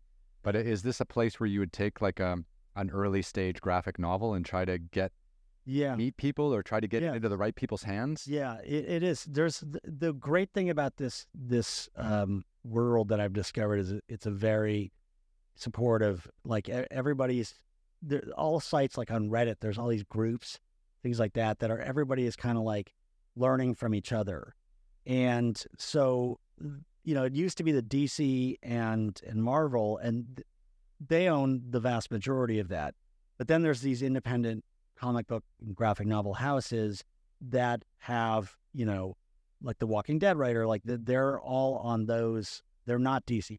Did The Walking Dead come out of a graphic novel, like a comic book? Yeah. Oh, wow. And it's they're with, I think it's Image Comics, who's like the second or third largest, but you know, they do mostly like independent artists that have made their way with it. So yeah, I have a whole sort of structure in terms of where I'm going to go, like which comic book places to go to, that sort of thing, who I'm going to talk to. You know, it's kind of, that's the marketing side of it that is like I'm building out right now. But it's like, go to this, you know, go to obviously marketing online, comic book company, distribution company, all that stuff to spread the word. Obviously with my artist who's got a fan base there, that helps. You know, it does help to have that. And it's a little bit of a known quantity, right? And he'll also promote it as well. So that's super helpful. Yeah. And he is a genius. Yeah. I mean, honestly, I'm the luckiest guy. So when you close your eyes, when you're working on your graphic novel and you're writing, and you close your eyes, whose voice are you writing for your lead character of your graphic novel? Which actor or actress? You know, it's funny because so the lead in this is actually around 19. So I don't have a specific character, like a specific, oh, it's going to be that. If I'm thinking about it, like I know who some of the bad guys are in it, right? Okay, well, that's like a Sam Elliott type character. Love Sam Yeah, Elliott. me too. Yeah, so good. Or Willem Dafoe. Or Always evil. yeah, something like a Willem Dafoe. That I know, but I believe that if this was to actually get made into something, it would be somebody who's an unknown, who, you know, or maybe a you know, It worked for Jennifer Lawrence. that's what I was just going to say. So it was huge for her. So it's like somebody who like shined in some movie it was clear she had so much talent, but this made that person. And I don't know who that person is just yet. I had coughs in terms of who they should look like, but even that, they're all kind of semi-unknowns that, you know, you just go, yeah, I want it to look like that guy. And would you, in a year or two from now, if you had the chance to option for a film, would you want to see it animated or would you want to see a live action? It would be like, it's certainly the biggest thing I've ever written. Oh, okay. It's massive, like in terms of the scope of it, because you built a world. I built a world. It's you know, half the country is now in prison in the year 2062. Feels like that already. Sorry. Aside. Yeah, that's kind of what it is, you know. But it's got a lot of it's like gladiators. It's got a modern day gladiators. It's got a very big scope to it.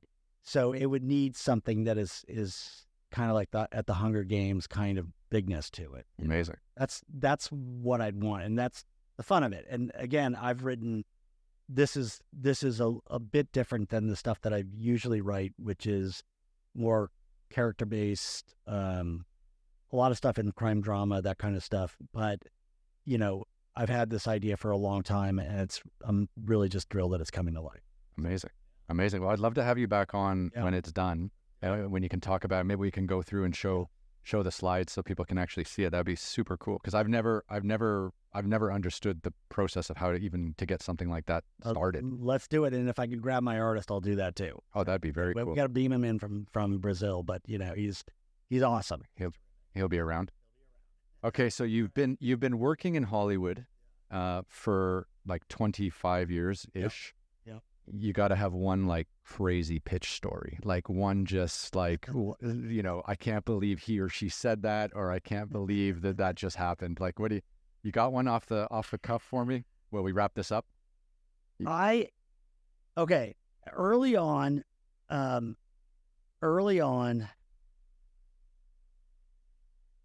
well, this is not my story. Okay. This is not my story, but it is, and I won't mention the name of the writer, but Aaron Sorkin. No.